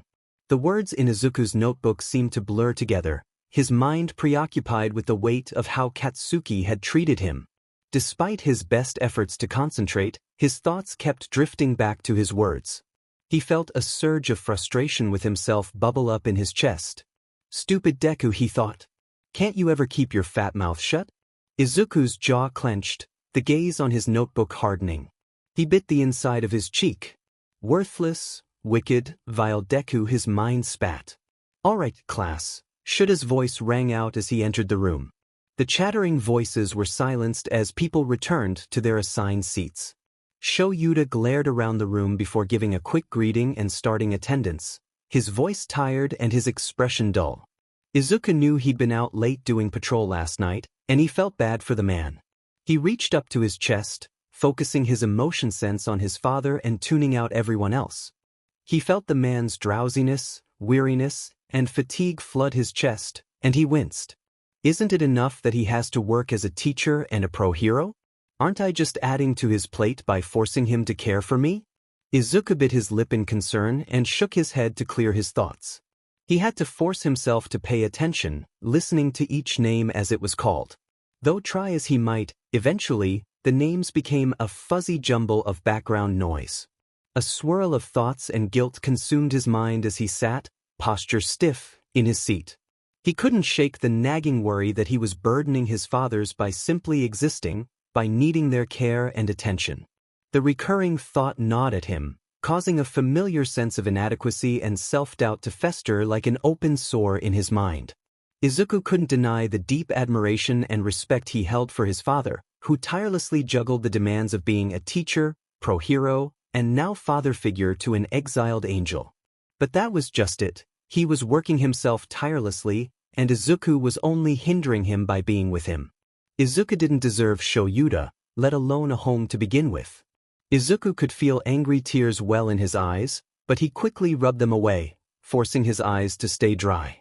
He knew Hisashi and Shoyuta cared for him, but he couldn't shake the feeling that they might not even want him around to begin with, that they didn't want some sinful Deku sullying their home with his unworthiness. Aizawa Yamada Izuku? Shoyuta called out, his voice sharp and drawing Izuku from his thoughts. He glanced up at the man, who was looking at him with worry. Here, Izuku said sheepishly, not looking up from his desk. Shoyuta immediately noticed that something was off with the boy, but he couldn't simply ask what was wrong in front of the entire class. Forget about professionalism, Izuku would be mortified.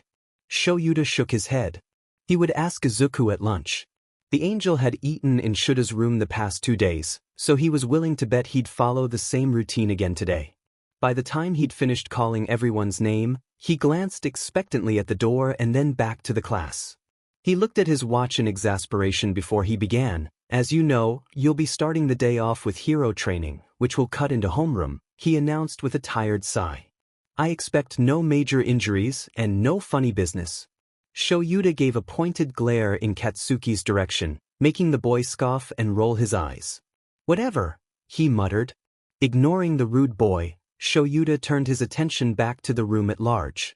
Now, I don't know if you're all aware of this or not, but your teacher for this class is none other than. Shoyuta was cut off by the door banging open. The entire class flinched and glanced nervously at the figure making its way into the room, everyone's breaths catching with excitement.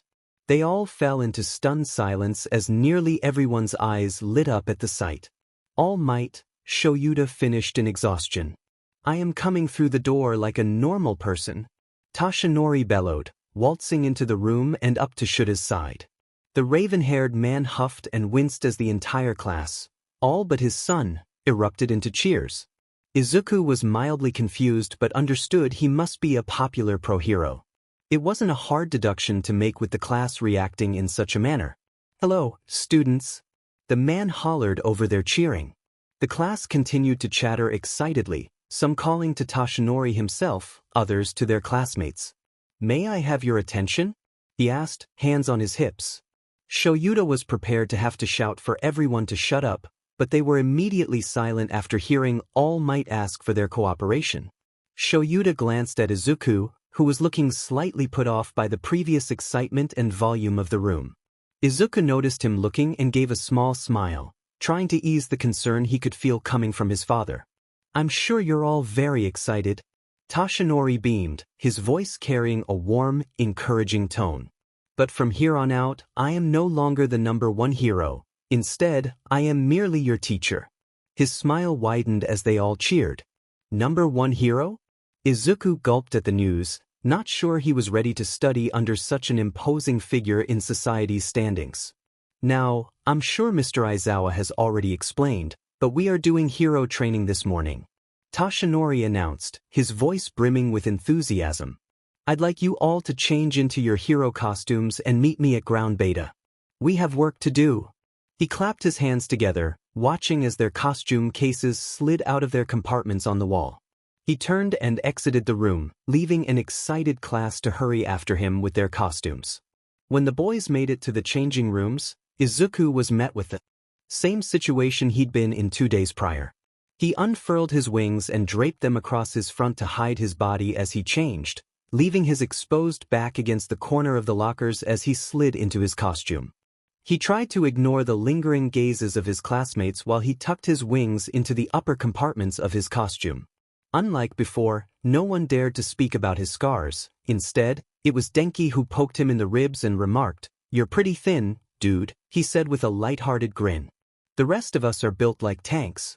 Even a strong quirk is no good if your body is frail." Izuku winced and glanced away. "Kaminari, do not make fun of Izuku for having a weak body.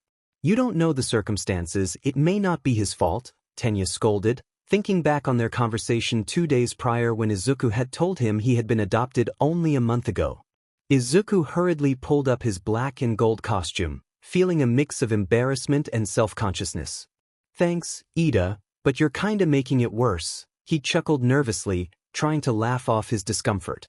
Tenya bowed a perfect 90 degrees. "I am sorry, Izuku. That was not my intention." Izuku shook his head. "It's fine," he muttered, feeling a little flustered by the display. He stuffed his uniform into his locker and quickly made his way through the door, not wanting to be there any longer. "You know, I didn't notice it before, but he is pretty skinny," Idru said as he watched the raven-haired boy exit the changing room. "Do you think he gets enough to eat at home?" Shudo asked, thinking of his own father and the rigorous dietary plans he'd been forced to follow since he was young. "You really think Mr. Aizawa and Mr. Yamada, 2 pro-heroes, wouldn't feed their own damn kid?" Katsuki scoffed from his spot in between Ojiro and Shinso. Shudo shot the blonde an icy glare, thinking of Endeavor. He clenched his fists, his voice low and measured as he responded, "Just because someone is a pro-hero doesn't automatically make them a good person." He spoke with conviction as tension filled the room. Katsuki laughed dryly. "No, but it puts them in the spotlight. You think they're seriously going to risk their licenses for that little shit?" he asked. Shudo narrowed his eyes, a flicker of disdain crossing his features. "You're naive, Bakugu. The world of pro-heroes isn't all sunshine and daisies, you know. I mean, take you for example. A hero in training with the mannerisms of a villain. Who would have thought?" Katsuki balked at his words, anger flaring in his eyes. "You wanna fucking go, you half-and-half bastard?" He seethed, his voice low and dangerous. Shudo shook his head and turned away from him. "No, I want you to grow the hell up. You won't get far as a hero looking at the world through rose-tinted lenses. You have to see the danger in every situation, even those that don't seem to warrant such caution. With that, he walked away from the obstinate blonde and the room, leaving Katsuki to stew in his frustration. Wow, Izu! Ochako cooed as Izuku entered the training ground. She was one of the last ones there, Tsu following close behind. Your costume is so cool, she exclaimed, clapping her hands together. Izuku looked down at his tight-fitting black and gold costume, which almost resembled armor. It was mostly black, but it had gold accents, most noticeable in the shimmering lines wrapping around his torso at a sharp angle. Izuku gave her a sheepish smile and gestured to her own costume. I like yours as well, he replied modestly, slightly embarrassed by the attention he was getting. Toshinori looked to the cause of the excitement, noting the boy standing ahead of him with Ochako. That's Nezu's personal student? He wondered after hearing the name. But he's so tiny. Toshinori shook his head. He couldn't judge by appearance alone. He had no idea what the boy was hiding up his sleeves. Though he had the sneaking suspicion that he was a lot more powerful than what meets the eye. Katsuki and Shiro entered the grounds last, the blonde looking pissed as the raven-haired boy tried to calm his raging friend. Okay, Toshinori said excitedly, his voice carrying a spark of enthusiasm. For this exercise, you'll be split into groups for hero versus villain battles. The class perked up at his words, excitement filling the air. You'll be doing 2-on-2 indoor battles, with the villains guarding a nuclear weapon on one of the 5 floors of the building. The hero's job will be to either dispose of the weapon within the allotted time or capture both villains with capture tape. To secure the weapon, all the hero team needs to do is touch it. He paused and looked at the group expectantly as if waiting for questions. When none came, he continued. The villains need to either capture the heroes or keep them from touching it until the exercise is over. Each team will get 15 minutes each to do so, and your actions will be watched by the entire class. There were a few groans as people realized their performance would be viewed, but no complaints were made. Any questions? Toshinori asked. There were a few, but each got answered quickly enough, the class seeming eager to start the exercise. All right, Toshinori announced. We'll start by drawing lots. Please join your group when your letter is called. By the time he had finished, the class was looking either excited or worried by their matchups. Izuku was paired with Shudo and they were against Katsuki and Ochako. Mina and Yuga had been paired against Tenya and Tsu, Denki and Ojiro against Koji and Idru, Mizo and Rikido against Hanta and Jairu, and lastly, Hagakure and Fumikage against Momo and Shinso. Izuku noticed that all in all, the teams were pretty balanced from what he'd seen at the Quirk assessment test a few days ago, considering the teams had been picked randomly. All right, let's get started then. Toshinori rubbed his hands together. Villain Team A and Hero Team I, get to your building. You have 5 minutes to prepare for the fight. Once you hear the buzzer sound, you may begin. Hagakure, Fumikage, Momo, and Shinso made their way from the group, while the rest of them followed Toshinori to the viewing room. The atmosphere in the viewing room was charged with excitement as everyone eagerly awaited the start of the battles. Each group's performance was scrutinized closely by their classmates, who watched with intensity as they prepared themselves for their turn. The class went by in a blur of both anticipation and dread, with each battle bringing its own thrills and surprises. Eventually, each group had gone, leaving only Izuku, Shuto, Katsuki, and Ochako to go last. Ochako and Izuku exchanged nervous glances as they awaited their turn, noticing the rising tension and resentful glares their teammates had been shooting at one another as each battle went on. All right, Villain Team J and Hero Team G, prepare for your battle, Toshinori said as he patted Katsuki on the back gently. The volatile blonde shot him a glare, causing the man to wilt and his smile to falter. Whatever, Katsuki spat, marching towards the door with Ochako hot on his heels. As the villain team, Izuku and Shudo, made their way to the building, Izuku couldn't help but wonder what had transpired between the two. Did something happen between you and Kaken? Izuku asked nervously as he wrung his hands together. I guess you could say that, Shudo said. He looked down at the boy, noting the way his ribs slightly protruded from his form-fitting hero costume. He looked away quickly, even though he knew Izuku had an aversion to making eye contact and therefore wouldn't notice. There was just something we didn't see eye to eye on, and I may have said something upsetting. Izuku nodded his head slightly. I see, he muttered. Well, do you plan on apologizing? Shudo looked back at the boy, a contemplative expression on his face. He paused for a moment, gathering his thoughts. Possibly, he said. I was out of line, I know I was. I just He brought up something sensitive and I reacted rashly. Izuku's heart sank at the feelings coming from Shudo, the anger, the hatred, the pain, but he forced himself to maintain composure. He looked up at the boy with his large black and gold eyes, his broken pupils spinning. I'm not going to ask what it was about, but, are you okay? He asked quietly. Shudo faltered, caught off guard by Izuku's genuine concern. When was the last time anyone asked if I was okay? He had a vague recollection of a white-haired woman with gentle arms around his small body, but he brushed it off. Yes, I'm fine, he responded. Izuku put a hand to his chest, something Shudo noticed he did often. He wanted to ask about it but refrained, thinking it was a nervous habit of his. Don't worry too much about the exercise, Izuku. I'm sure we'll win. He gave the raven-haired boy a small smile, but he only looked up at him with a confused expression. Is he not worried? Shudo wondered. Sorry, I just thought with your hand. He trailed off. Izuku jumped. Oh, you picked up on that? He laughed weakly. It has nothing to do with nerves, it's a part of my quirk. Oh, Shudo said, noticing the peculiar way he'd said quirk, like there was more of a story to it than what was being said. He had the vague thought that perhaps he was like him, but kept it to himself. What is your quirk, anyway? I got to see the rest of the class use theirs in the quirk apprehension test yesterday, but you didn't participate, so. I'm curious, he inquired, tilting his head slightly. Izuku gulped and began to look nervous. Shudo immediately picked up on this and began to backtrack. But you don't have to tell me. Like I said, I was just curious. But it's okay if you don't want to talk about it.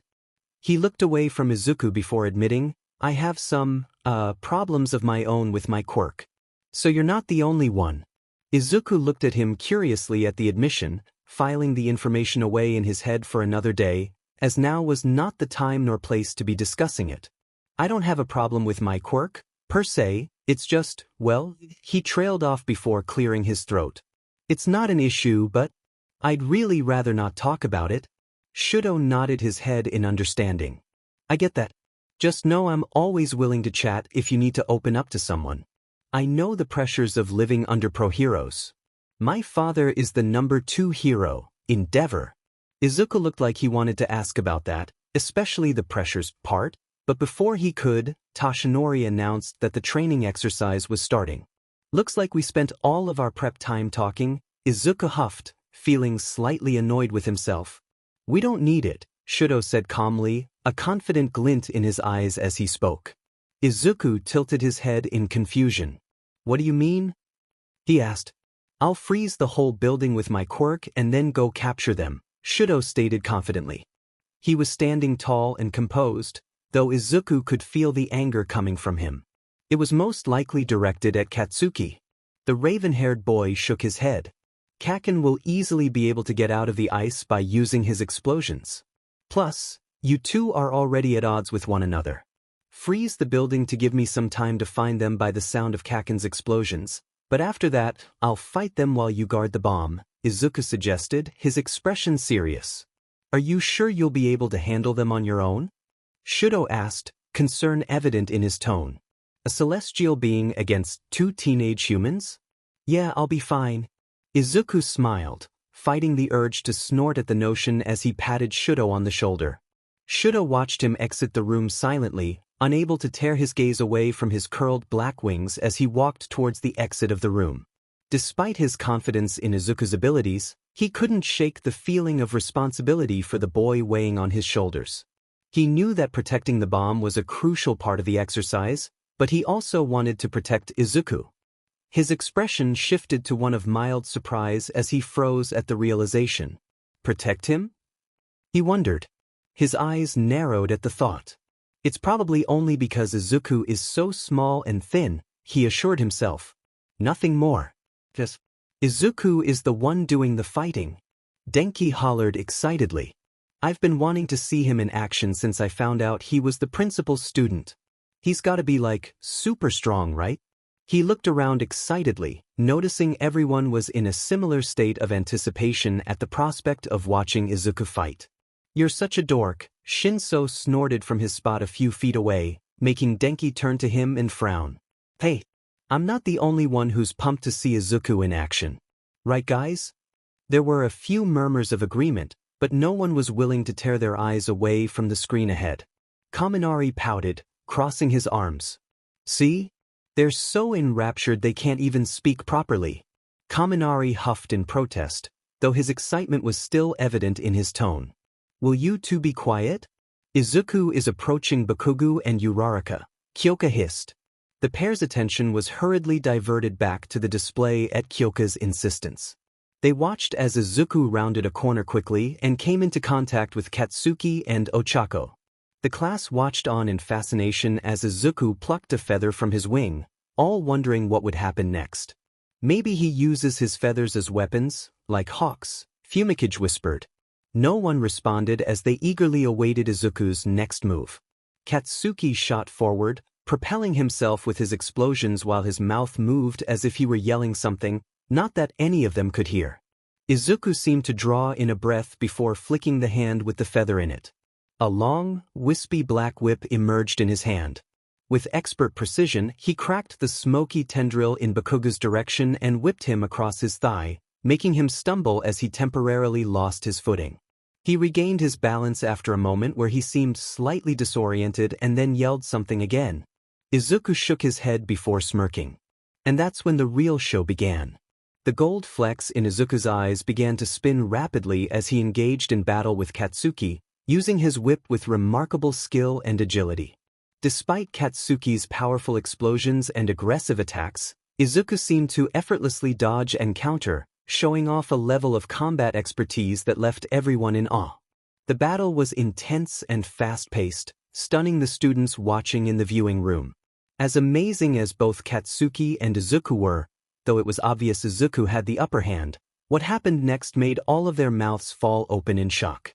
After a brief pause in the fight where Ochako threw herself into the battle, Izuku began whipping both her and Katsuki over and over again at a truly amazing speed, each strike landing with precision and force.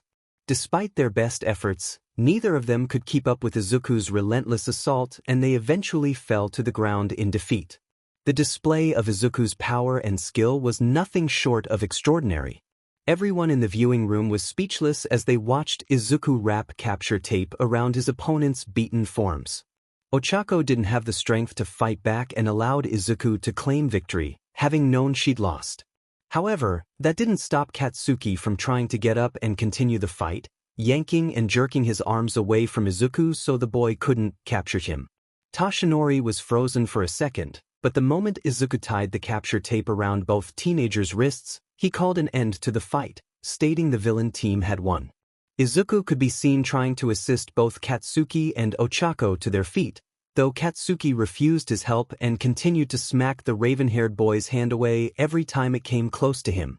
Holy shit, Denki finally said into the deathly silent room, breaking the thick tension in the air.